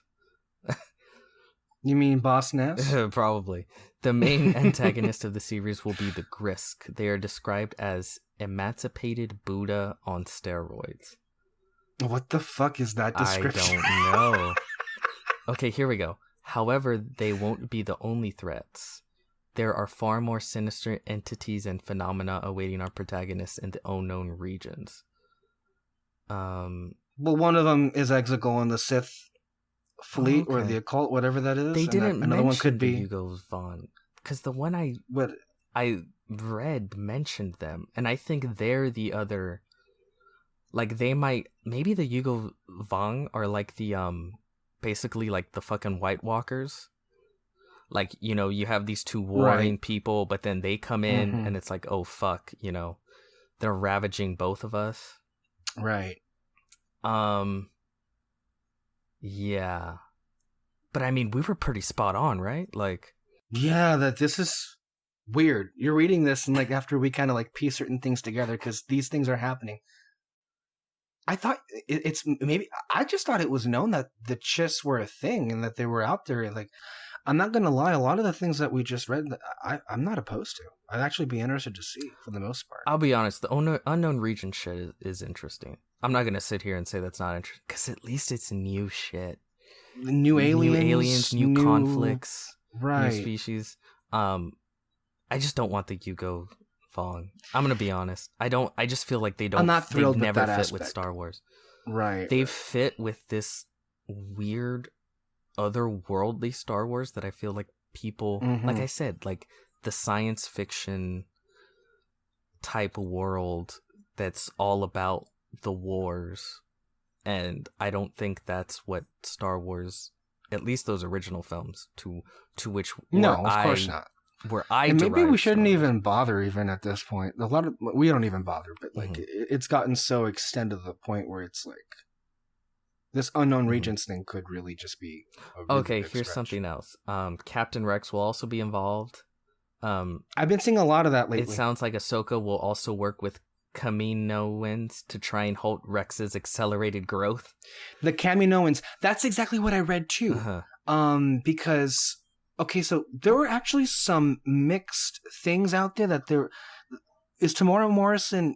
He is going to play a Boba Fett, but is he also going to play an older Rex? Okay, hold on. I kind of had this all wrong. It says right here, because I went to another one article, and it says fans will be introduced to Chiss Ascendancy, who will be warring with the Grisk, which are essentially the new canon version of the Vong. Right. But will look much different. Okay, so they do change the look. That was one of my big issues. So, okay. That's a plus. So far, I'm liking this. Okay. So, this Rex thing, is that supposed to be for Mandalorian? Because remember, one of those things that was left hanging was that doctor and what they were going to do with the child, with Baby Yoda. And you had made this big assumption that perhaps that could lead to cloning or slowing down the aging process. Maybe Palpatine and how he survived. Maybe that's how Palpatine gets his clones, because who else clones but the Kaminoans? So is Rex going to be in this animated series, or is he going to be is he going to also have a cameo in the Mandalorian season 2? This elongating, like this thing that you just brought up with Ahsoka going to the Kaminoans, is that part of the animated series or animated Mandalorian? Animated. Okay. They're going to have, if they're in Mandalorian season 2, they're going to have a quick cameo. I guarantee you. Right. If anything, I thought it was all but confirmed. If anything, it's just going to be like Sabine. This is my guess for what the episode will be. Like Sabine, Sabine, Rex, and Ahsoka before they go to the unknown regions. They go to Kamino. Because Rex is close to death. No, but I mean the episode of Mandalorian.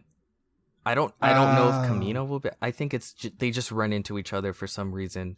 Maybe because they sense Baby Yoda, or shenanigans, whatever. And then after they leave, Ahsoka's like, take care of the child, and then he's like, where are you going? It's like, oh, we're going to the unknown regions. Like a quick little. Again, it's going to be like a fucking cameo. It's going to be one episode, and it's going to basically set up that these characters are alive together and on their way to the unknown regions. That's my guess. My guess, if I had to, bet money on it. So then, and yeah, I think we're gonna dive deep into the Palpatine's plans and the Kaminoans and the clones, they're already going to introduce that because, Question then. What is the Ahsoka show with... The leak wraps their dump by saying the animation style will be similar to the Clone Wars. As opposed to Rebels. Yeah, so that's a point towards it being correct. And the narratives will delve into the darker, mature, and more occult sides of the Star Wars franchise. I mean, fuck it. I'm interested. Some of my issues have been kind of put to rest reading this. If this is true. What is the Rosario Dawson Ahsoka Tano live action TV show? If we believe that is coming, what is that? What is that supposed to be? I don't know. No. I don't know. Maybe she doesn't get a TV show. I'd much rather have her have a TV show, maybe? I don't know. I think that's, to be honest with you, remember we talked about this female lead-centric Star Wars show that was in development that was reported. I thought that was kind of like the signal that was going to be the Ahsoka Tano show, because if Rosario Dawson not only is already cast but already filmed, then they're good to go on that then, right? So, let me ask you this question. Also, it says right here, this is from 126 days ago. So like January, right? Like, I don't know. But it says release window is late 2020 on Disney Plus. Season 1 is in post-production. Season 2 is well underway. Right. Which is how they usually do these shows, yeah. It's basically done. I wonder what it will be called. Yeah.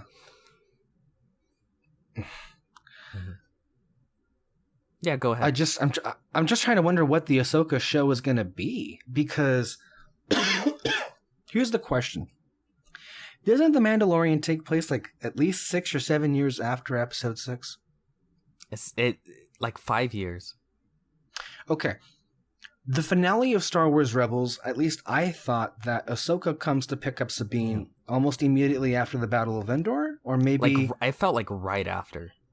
Right. So then if Ahsoka, Sabine, and Rex are going to guest on The Mandalorian... They've been dicking around for a year. Or unless Ahsoka didn't show up until maybe closer to The Mandalorian than after Endor. That's a lot of time after. Could the Ahsoka live action show be what she was doing in between Rebels and Mandalorian? Yeah, it could be. I mean, I don't want to just shit on it, but like I really hated the way she was handled in Rebels. In that she kind of had a confrontation with Vader, and then that was it. Like, they literally showed her walking down the steps of the broken temple. Right. And then that went literally nowhere. Then you had Ezra just kind of pull her out of the moment. And then it's like, what the fuck were you doing? They could have really used your fucking help for the rest of the war. My assumption is that she was doing something else, right? Because, I mean, you have to write her off some way, because in the movies, she can't really be around, right? Because of what happens. Yeah. Isn't that what you always say? That, there can't be many Jedi left in that time period because Luke and all that stuff and everything. So we got really deep into this. How long have we been recording? 3.5 Christ. Oh my God. I've enjoyed this conversation, though. This is the most positive conversation I've had in weeks. In fact, I'm so glad we didn't even get into the other crap. Yeah, we're not even going to get into it. Fuck it. No, this is nice. Why ruin it? Why ruin a good time? This is interesting. Before we go, we should mention Taika Waititi, right? Oh, yeah. Because that's a huge thing. I'm happy. about that because I Taika Waititi is an auteur and one of the best minds working in the business. I've loved just about everything he does. Is inventive, and after especially Jojo Rabbit, he has range to work within what I guess what your tone of Star Wars could be, and he can also do some things to change it up if he'd like to. And more to the fact that he's co-writing the movie shows how much faith Disney has in him. Disney, lately, kind of like Warner Brothers, has been very protective in keeping certain talents with them. Grooming talent. Like Jon Favreau or Lin-Manuel Miranda, other people like that stay with them. The Russo bros. Mm-hmm. So Taika Waititi doing a Star Wars movie? Yeah. Let's do it. Let's just do it. I love it. I really, really love it. Yeah. The great thing is he is writing it along with another writer. Both seem to be obviously great writers. Right. But it tells me he's not coming in to adapt some other preconceived story. He has the ability to create the story. Excuse me. You know what's interesting though, real quick? I know that there were issues between Disney and Taika in the past because he was supposed to, and he was working on Moana, and then he left. Really? Yeah. On Moana? Like, directing it? Writing and directing, I think. Wow, really? He was part of the initial, in fact, I think yeah. Okay. But no, he has a unique voice. He's a fantastic director. When I think of a Taika Waititi Star Wars, I don't know what to expect, but I know it'll be unique and fun and definitely worth seeing. And it's good not to know what to expect for a change. Yeah. I know it won't be cookie cutter Star Wars, and that makes me happy. And I know he's a great director, so it'll be good non-cookie cutter Star Wars. Yeah, I don't know. I'm excited. Again, I guess I'm not that excited because so many things have been announced and then just none of them have happened. Right. So I'm very Whose fault is that, I wonder?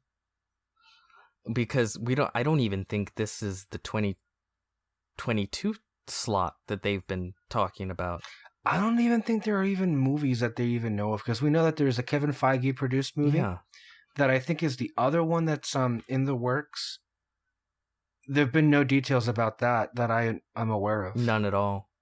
I know that the Benioff and Wise, that's gone. I would only assume that was going to be like I think that was going to be the Republic? 2022. Right.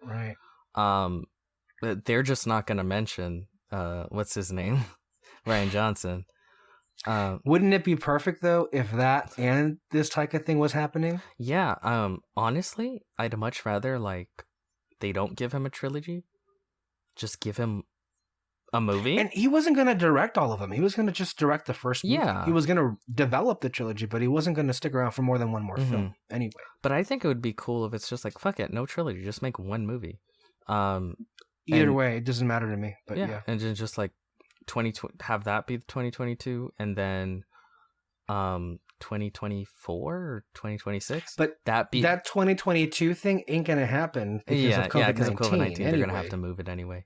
Because I'm assuming Avatar is gonna get bumped because they're having a lot of films delays. Are still gonna be moved. It's gonna be a clusterfuck for a few years. Right.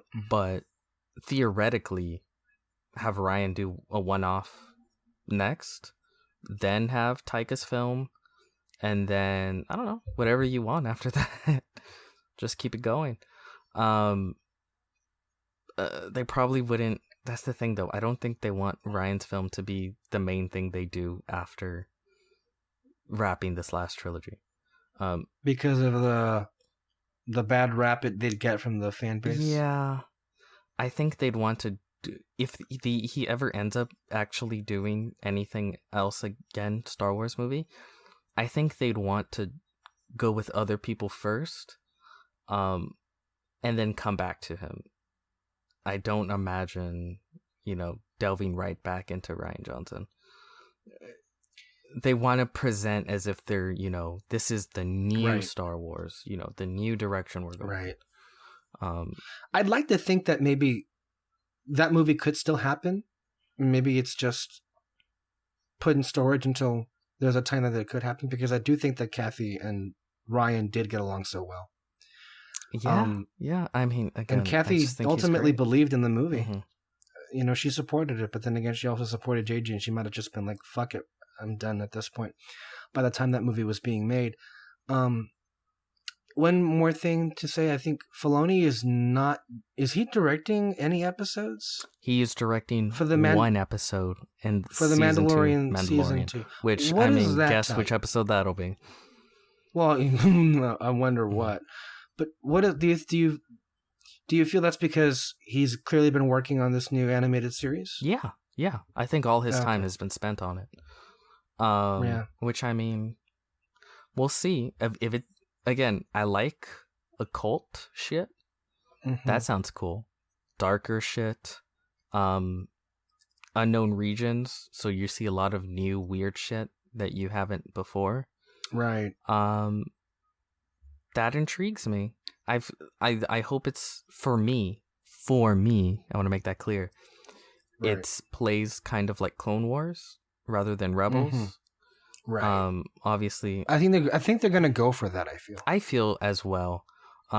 Especially because the setup, I think, can work for me. Right. More so.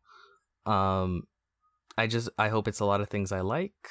And then I already know, just because I know Dave Filoni, there's going to be some things where it's just like, I don't view Star Wars that way. But that's okay, because usually I like most of it. Yeah. Quickly on The Mandalorian. Huh? We should probably address real quick. Yeah. We should address real quick Boba Fett. Oh, okay. Yeah. I hate it. I hate it so much. I want to scream with how much I hate it. I despise it.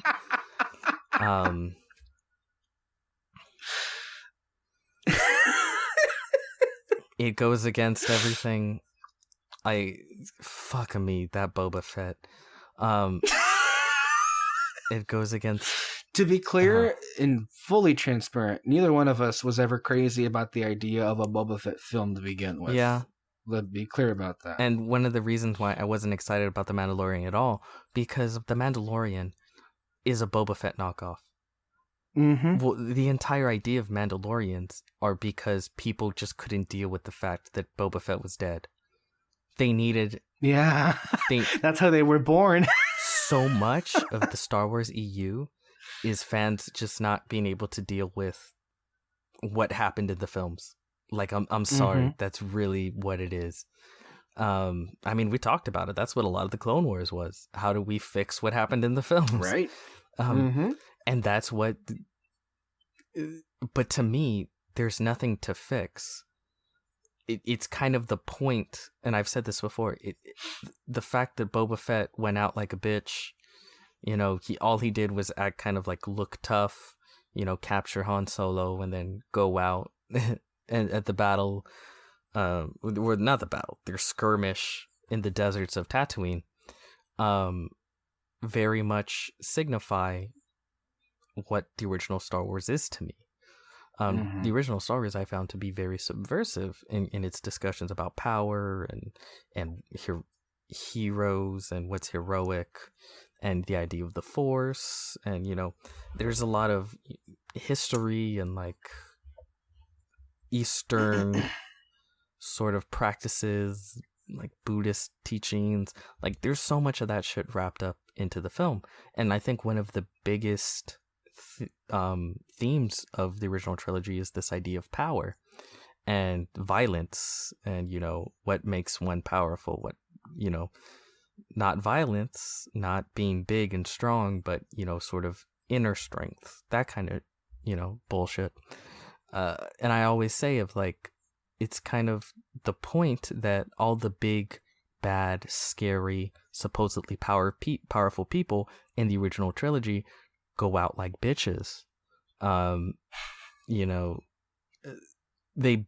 Darth Vader, the scariest villain in the whole series, turns out to be a sad, broken old man that, you know, goes out like a bitch. Emperor Palpatine, the head bad guy of all, you know, his geriatric ass gets picked up and thrown off a fucking, you know, very unceremoniously thrown off the side. Where his life essence is instantly transferred throughout space and time to a clone body across the galaxy. Fuck you.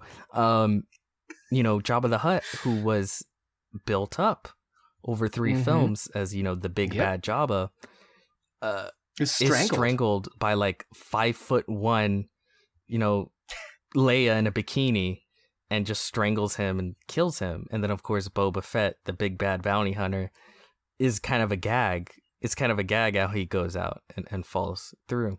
Well, Yoda dies in that movie too, although it's not, I think, treated as a gag. No, it's not treated as a gag. But he just dies of old age. But he doesn't really die. He becomes one with the Force, right? Right. Like, that's the difference. Like when Obi-Wan dies, you know, it's with a smirk and it's purposeful, and you know he becomes one with the Force in an effort to help them escape. And that's kind of the lesson throughout all 3 films. It's, you know, Luke, he wants to go out, seek adventure and be this big badass Jedi, much like the viewer, right? But then in Empire, he kind of learns, like, you know, judge me by my size, do you?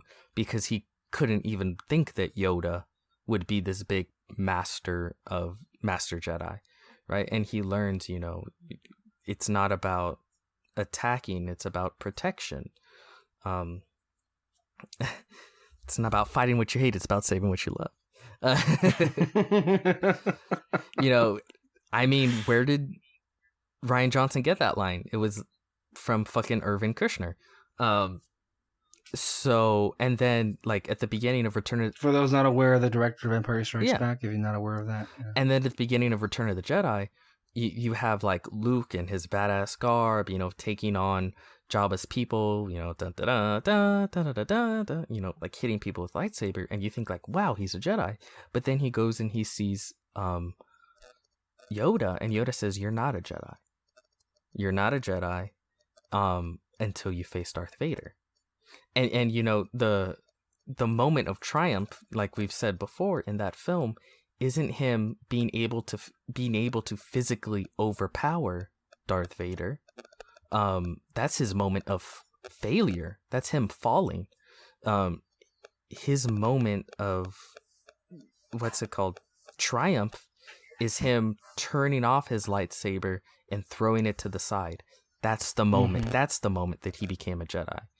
And that's what I love so much about the original trilogy. And again, I feel like that's why I love The Last Jedi so much too. I feel like it understands that. It's the reason why the First Order is kind of a joke, and Hux, you know, goes out the way she does, and Kylo Ren is the way he is, and all that jazz. And I feel like that's at least the way I interpret it, and that's the way I see Star Wars. But I feel like other people obviously view it differently, and they saw it as a missed opportunity that Boba Fett died, because he's supposed to be this ultra super badass that does ultra super badass things. Like, I don't know if you know what happens to Boba Fett in the EU. No, I don't want to know either. Okay, I'm gonna tell you. He makes it out of the Sarlacc pit, and like, I don't know if it's against the Yuzo Vong or whatever, but like, he ends up becoming like the leader of the Mandalorians, like the fucking king of the Mandalorians, and like leads them in battle, and then like he becomes Ultra Bro with like Luke. If I'm remembering correctly, like it's very like power fantasy shit that I feel like the original trilogy kind of fought against. Exactly. So yeah, that's why I just really don't like the idea of bringing back Boba Fett.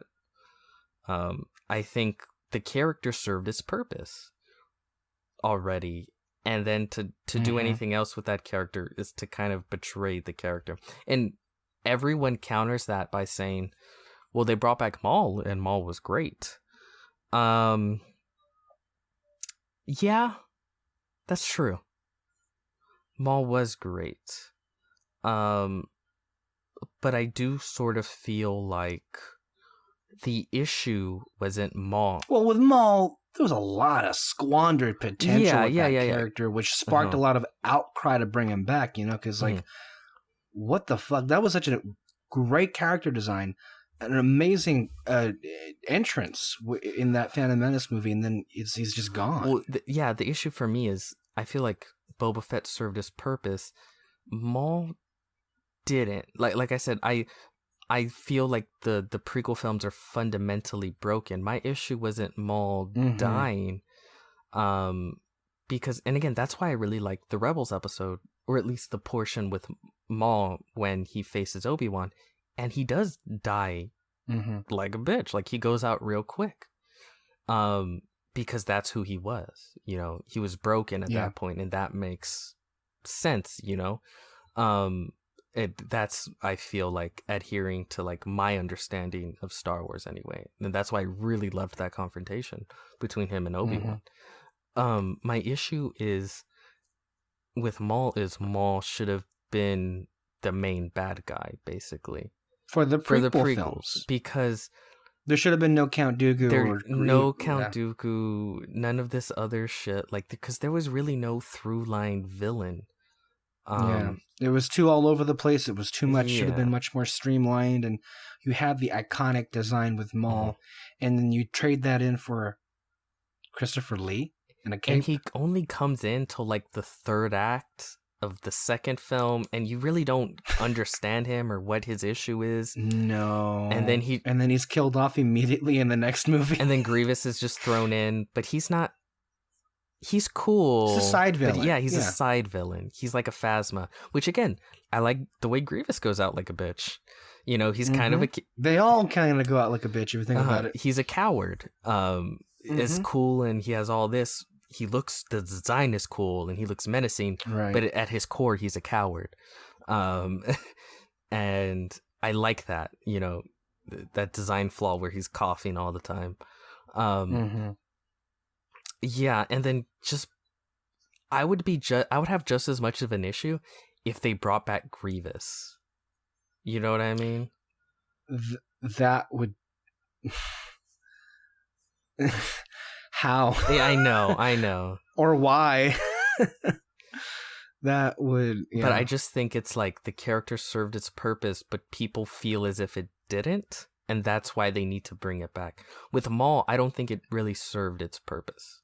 I think the film, again, needed to be streamlined. The prequels needed to be streamlined, and you needed to have one main villain to really fix that, so Maul would be better. Yeah, I agree with everything you're saying. One thing that I hope maybe there's a demand for this, and they make it into a small animated movie.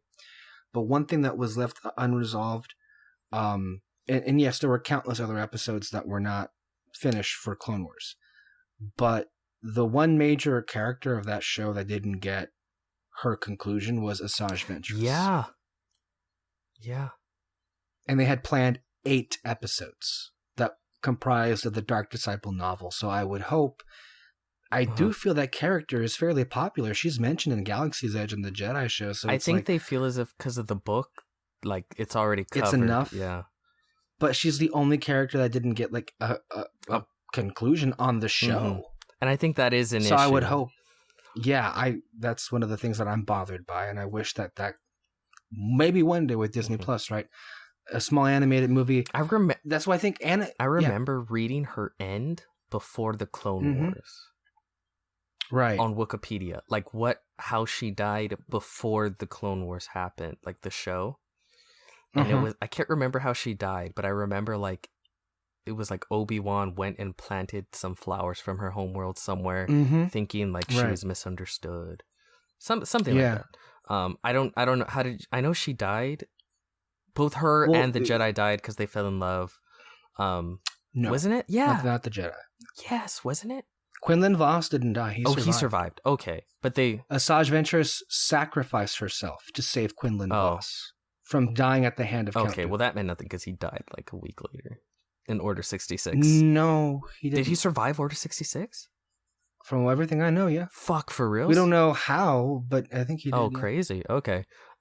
He's confirmed not dead. So okay. That's an area of canon that's not been explored, but he survives Order 66. Okay, I could have swore I have the comic book version of Revenge of the Sith. Mm-hmm. And he died. But again, that's from like 2005. Okay, well, that can only be trusted, I think, only so much. And we both agreed to that. No, I mean, it was a beautiful ending because, Ventress died a hero, saving the person that she loved.